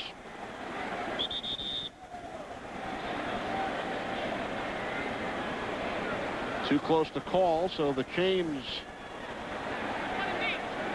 will be brought out. And I think, Kenny, no matter what happens, if the Falcons don't win this, and it doesn't look like they're going to, they're gonna look back and say, look, you can't win a game when you have 4 turnovers, 1 blocked punt, and then a fake punt by the other team that goes for a big first down. And that really has been the story. And then Sean King for Tampa Bay, although he doesn't have the most yards he's ever had, he was very accurate in the red zone. 3 touchdown passes, 2 to Keyshawn Johnson, 1 to tight end Dave Moore. He did throw the 1 interception in the red zone. That was the first time all season the Bucs have not scored at least a field goal inside the 20. Their offensive coordinator, Les Steckel, does not call it the red zone. He calls it the green zone. And Keyshawn Johnson has been terrific in the green zone today. When you look at this, you see that 8. I mean, that tells you that, and Keyshawn only had 3 catches, but that's smart. I mean, they threw the ball to him 8 times. He didn't catch most of them. He didn't even catch half of them, but the ones he did catch, 2 of those 3 were touchdowns. And that's what I think Tampa Bay is going to have to continue to do. And they brought Keyshawn Johnson here to give them a big play in the passing game, a big player, a player that could come up with big touchdown catches. Remember a week and a half ago, the Wednesday prior to the Minnesota game, he went to Sean King's house. They met. They spoke for about 4 hours. Yeah, and then he said, look, just you have to get the ball to me. And I thought, again, in Pam Oliver's interview with Warren Sapp at halftime, I thought it was pretty impressive that Sapp was just candid. He said, look, I don't think Keyshawn spent enough time in the offseason with Sean King. It shouldn't have taken them 8 weeks to get together on the same page. Now they apparently are, though. Sapp pointed out that Sean King was down in Florida. Keyshawn was in California. Johnson would come in for 2 or 3 days at a time, but it took them until last week to really get together and hammer things out. So the Bucs, who won their first 3, then lost 4 in a row, back on the winning track last week, will up their record to 5-4, and they will host the Green Bay Packers on Fox next Sunday. Tony Dungy also pointed out to us coming into the game today, Buccaneers had won all 4 of their 1 o'clock starts. Their 4 losses were late games, either 4 o'clock or 8 o'clock.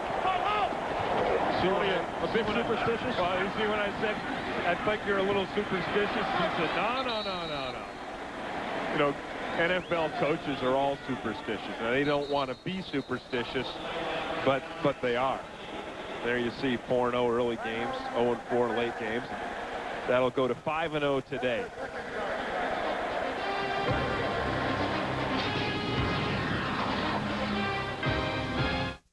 You are a cypress. Over the Atlanta Falcons, 4:35 remaining. 3rd and 3 for the Bucs from the Falcons 16.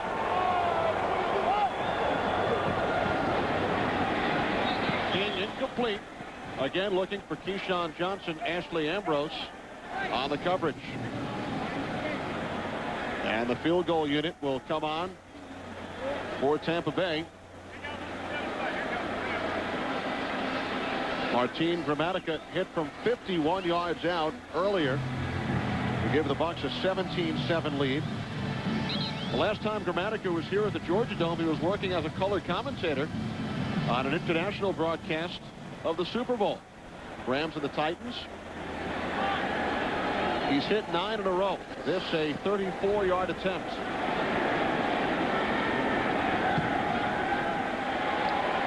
Gramatica 2 for 2 in today's game.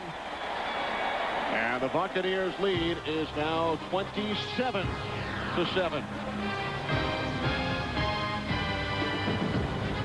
Went on to the Super Bowl. Rams won the Super Bowl right here in Atlanta. Buccaneers hope to become the first home team to play in a Super Bowl down in Tampa in January. Tim White back deep for the Falcons. 4.5 to play. And the kickoff bounces through the end zone for a touchback. So the Falcons and Danny Cannell will go to work from their own 20-yard line. Terrific job by our entire crew today, as always. Producer Rich Russo, Director Peter Bleckner, Associate Director Barry Landis, Broadcast Associate Robert Slosby, our technical producer Kevin McRoby, studio produced by Scott Ackerson, directed by Bob Levy. The senior producer of Fox Sports is Bill Brown. The executive producers Ed Gorin and David Hill. Crunching the numbers, Eric Merlis with Ben Boma, Eric Norton, and Mark Cole. And we would also like to thank Jamie McCombs and Jeff Morello. Great job, guys. Here in Atlanta, 27-7 Buccaneers. As Cannell's pass is nearly picked off. Ioka Jackson, Steve White. That was a nice play by Todd McClure, the center for the Falcons. And it was Dexter Jackson who nearly had the 5th. But really, watch McClure. Watch 62 McClure. Look at that. Nice hit to break up that. Would have added insult to ignominy. That word ever been used on a football telecast? It's getting late here. Cannell rolling right, under pressure, taken down by Anthony McFarland. 4th sack of the day. Buccaneers closing in on their team record for 1 year. They now have 41. Their team record is 44, set 3 years ago. Well, it's nice coverage downfield, Kenny, that enables McFarland to pick up this sack. And we've seen good coverage by Tampa Bay secondary all day. See that right there. Nice jam on Sean Jefferson. And then what that does, here's the speed. Watch McFarland just run Danny Cannell down. McFarland went around the center. McClure, they were college teammates at LSU, and McFarland was in McClure's wedding party last year. Matched up against one another today. How'd you know that? I read about it. I wasn't at the wedding. Invitation got lost in the mail. Jamal Anderson across the 20. A gain of 11 yards. Big day for Derrick Brooks and the Buccaneers defense. 41 sacks, 2 shy of their total from last season.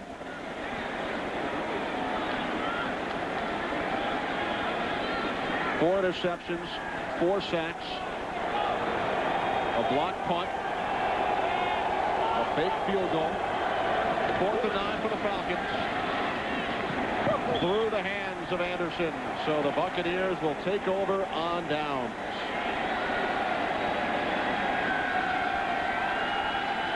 And most of the fans remaining here in the Georgia Dome are wearing Buccaneers colors. And the Bucs hearing it from the crowd. I think one of the things that Tony Dungy did with his team, which was really smart a couple weeks ago, they were on a 4-game losing streak, and he said, look, I know that we started out this season talking about being the best team in the NFL, having the best record, and then that would enable them to play throughout the playoffs with a home field advantage. They're not going to have that now. And when I asked Tony yesterday, how he refocused, he said, look, I told these guys, we just have to become a better football team. We have to become better offensively if we're going to achieve what we set out to achieve. They have to take it now game by game. Joey Hamilton, the former Georgia Tech star, now in at quarterback for the Tampa Bay Buccaneers, 7th-round draft pick. He finished second in Heisman Trophy balloting to Ron Dane. So Hamilton making his regular season debut in the NFL. And while the Atlanta fans here are certainly have a lot of them have an affinity for Georgia Tech, I don't think anyone here in Atlanta is too happy to see Joe Hamilton get into this game. 4-year starter for the Yellow Jackets. ACC record 65 touchdown passes, and the first in NCAA Division I history with more than 10,000 total yards and 1,500 yards rushing. Aaron Stecker on the carry, and a timeout called by the Falcons with 2:10 remaining. Our first lesson this morning will be the sit and stay command. And say sit, stay, sit, stay, sit,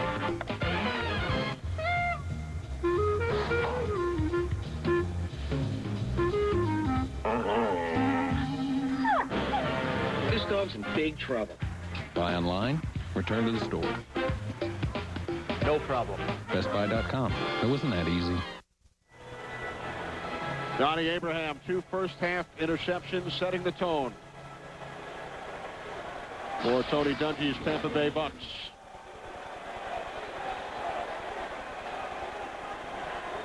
Buccaneers' second-string quarterback is Eric Zier from the University of Georgia, but Tony Dungy giving Joey Hamilton the chance here in Atlanta. 3rd down and 9. Aaron Stecker.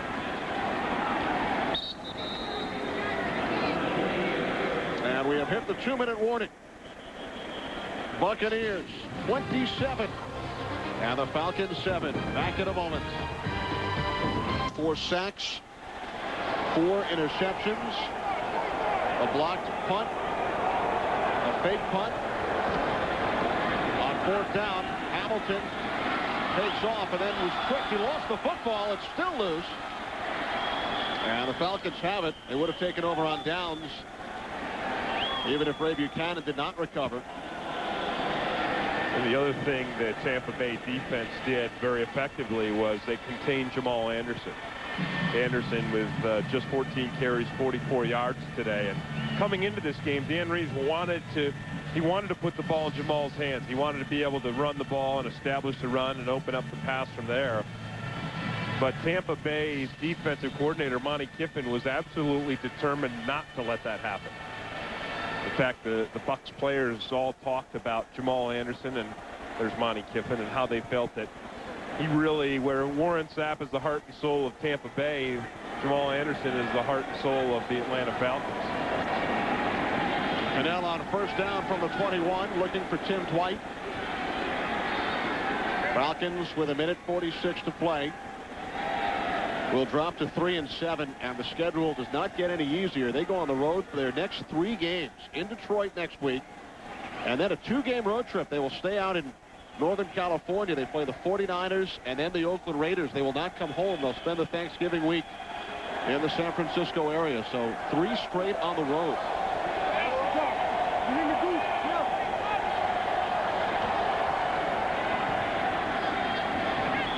Cannell incomplete. Jamal Anderson, the intended receiver. Tampa Bay, on the other hand, Kenny, with a 5-4 record, has this schedule to look forward to. Green Bay at home, which should give them an advantage. At Chicago. Chicago has not looked good all season, although today they've been ahead of the Colts most of the day. And then they face Buffalo and Dallas at home, and then go to Miami. So those are all games that you would think Tampa Bay would be favored to win. I don't know my dress. Jamal Anderson, 1st down and more out to the 36. Last year, Buccaneers were also 4-4 heading into game 9, and they lost only 1 the rest of the way. They finished by winning 7 of their last 8, and they will start the second half of the season with a victory here this afternoon. Cannell on 1st down, dropped by Anderson. You know, when the Atlanta Falcons did go to the Super Bowl 2 years ago, the thing they had was Jamal was at the top of his game all season long. And, of course, this year he's coming off of a total knee construction last season. And the other thing they had an incredible deep passing game. Chris Chandler was throwing the ball, the deep ball, as well as any quarterback in the league, and he had Tony Martin and Terrence Mathis to throw it to. And so far this season, not only has Jamal kind of been on the mend, and although he's gotten better, he hasn't been as strong as he was 2 years ago, but that passing game and the rhythm in that passing game hasn't been what it was for the Falcons. And I think we saw it early on, too, Kenny. You know, we saw a lot of those interceptions in the first half were a result of just miscues between quarterback and receiver. You know, the receiver for the Falcons would break one way and the quarterback would throw the ball the other. And Tampa Bay's defense is quick enough back there in the secondary to react to that and not only make that a good defensive play. Quarterback Chris Chandler knocked out of the game in the second quarter with a concussion. He was sacked on 3 consecutive plays. Cannell's 40th attempt of the game is caught by Bob Christian. Cannell now 23 of 40, just under 200 yards. It's the second most pass completions for Cannell in a game in his career. His high is 25. But the Falcons will go down to the Buccaneers for the 3rd straight time. Buccaneers beat Atlanta last year 19-10, and they will win this game handily. Their first half touchdown set up by an interception and the blocked punt. They led 14-0 at the half. Falcons cut it to 14-7 on a touchdown pass from Danny Cannell to Terrence Mathis. But the Buccaneers with 2 dramatic field goals and Keyshawn Johnson's second touchdown reception extended their lead, and a late flag as Tim Dwight took a hit out of bounds with 9 seconds remaining. Personal foul. Dexter Jackson with the hit out of bounds on Tim Dwight. Personal foul, 34 defense, unnecessary roughness. We'll add 15 yards to the end of the run. First down. And Tony Dungy doesn't like this call, but Dexter comes up and he's got Dwight down here, and it's just this flip where he throws him into the turf. And Jackson, in his defense, he's concentrating on bringing Dwight down. He's not looking at where the out-of-bounds line is. Right, that's true. Because he wrapped up Dwight in bounds. True. And back to that theme, I mean, Tampa Bay's defense has done an outstanding job all day of limiting the run after the catch. Cannell into the end zone for Mathis. What a catch. His second touchdown today. That was a well-thrown football again by Danny Cannell. His second touchdown pass that was really perfect. And watch Terrence Mathis. He's going to run this post pattern here. He's going to break back to the post of the end zone, leaps up, does a wonderful job of hanging on to that ball. And then watch how well this is thrown by Danny Cannell. You see him dump it right over the underneath coverage. Well done. Second touchdown pass of the game from Cannell to Mathis. Anderson adds the point after. So with 3 seconds remaining, it's 27-14. And the Buccaneers defense will not be happy about allowing a late touchdown.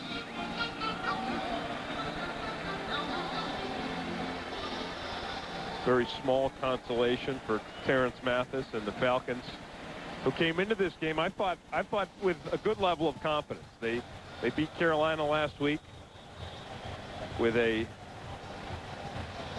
late game surge in their offense. They had about an 80-yard drive for a touchdown, and then they had an interception by Ashley Ambrose that set up a game-winning field goal.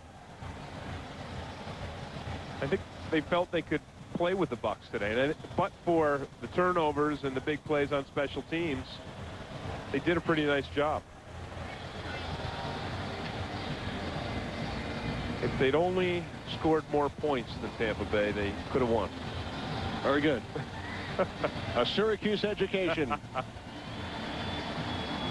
Warren Sapp yesterday said Took you 6 years to learn that in law school? What a character. What a joy to spend time with. Oh, really? I mean, smart and funny and gregarious. I mean, just a warm person.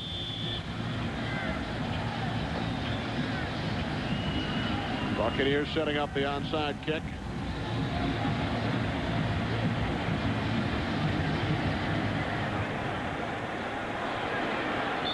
Out of bounds, so Anderson will do it again.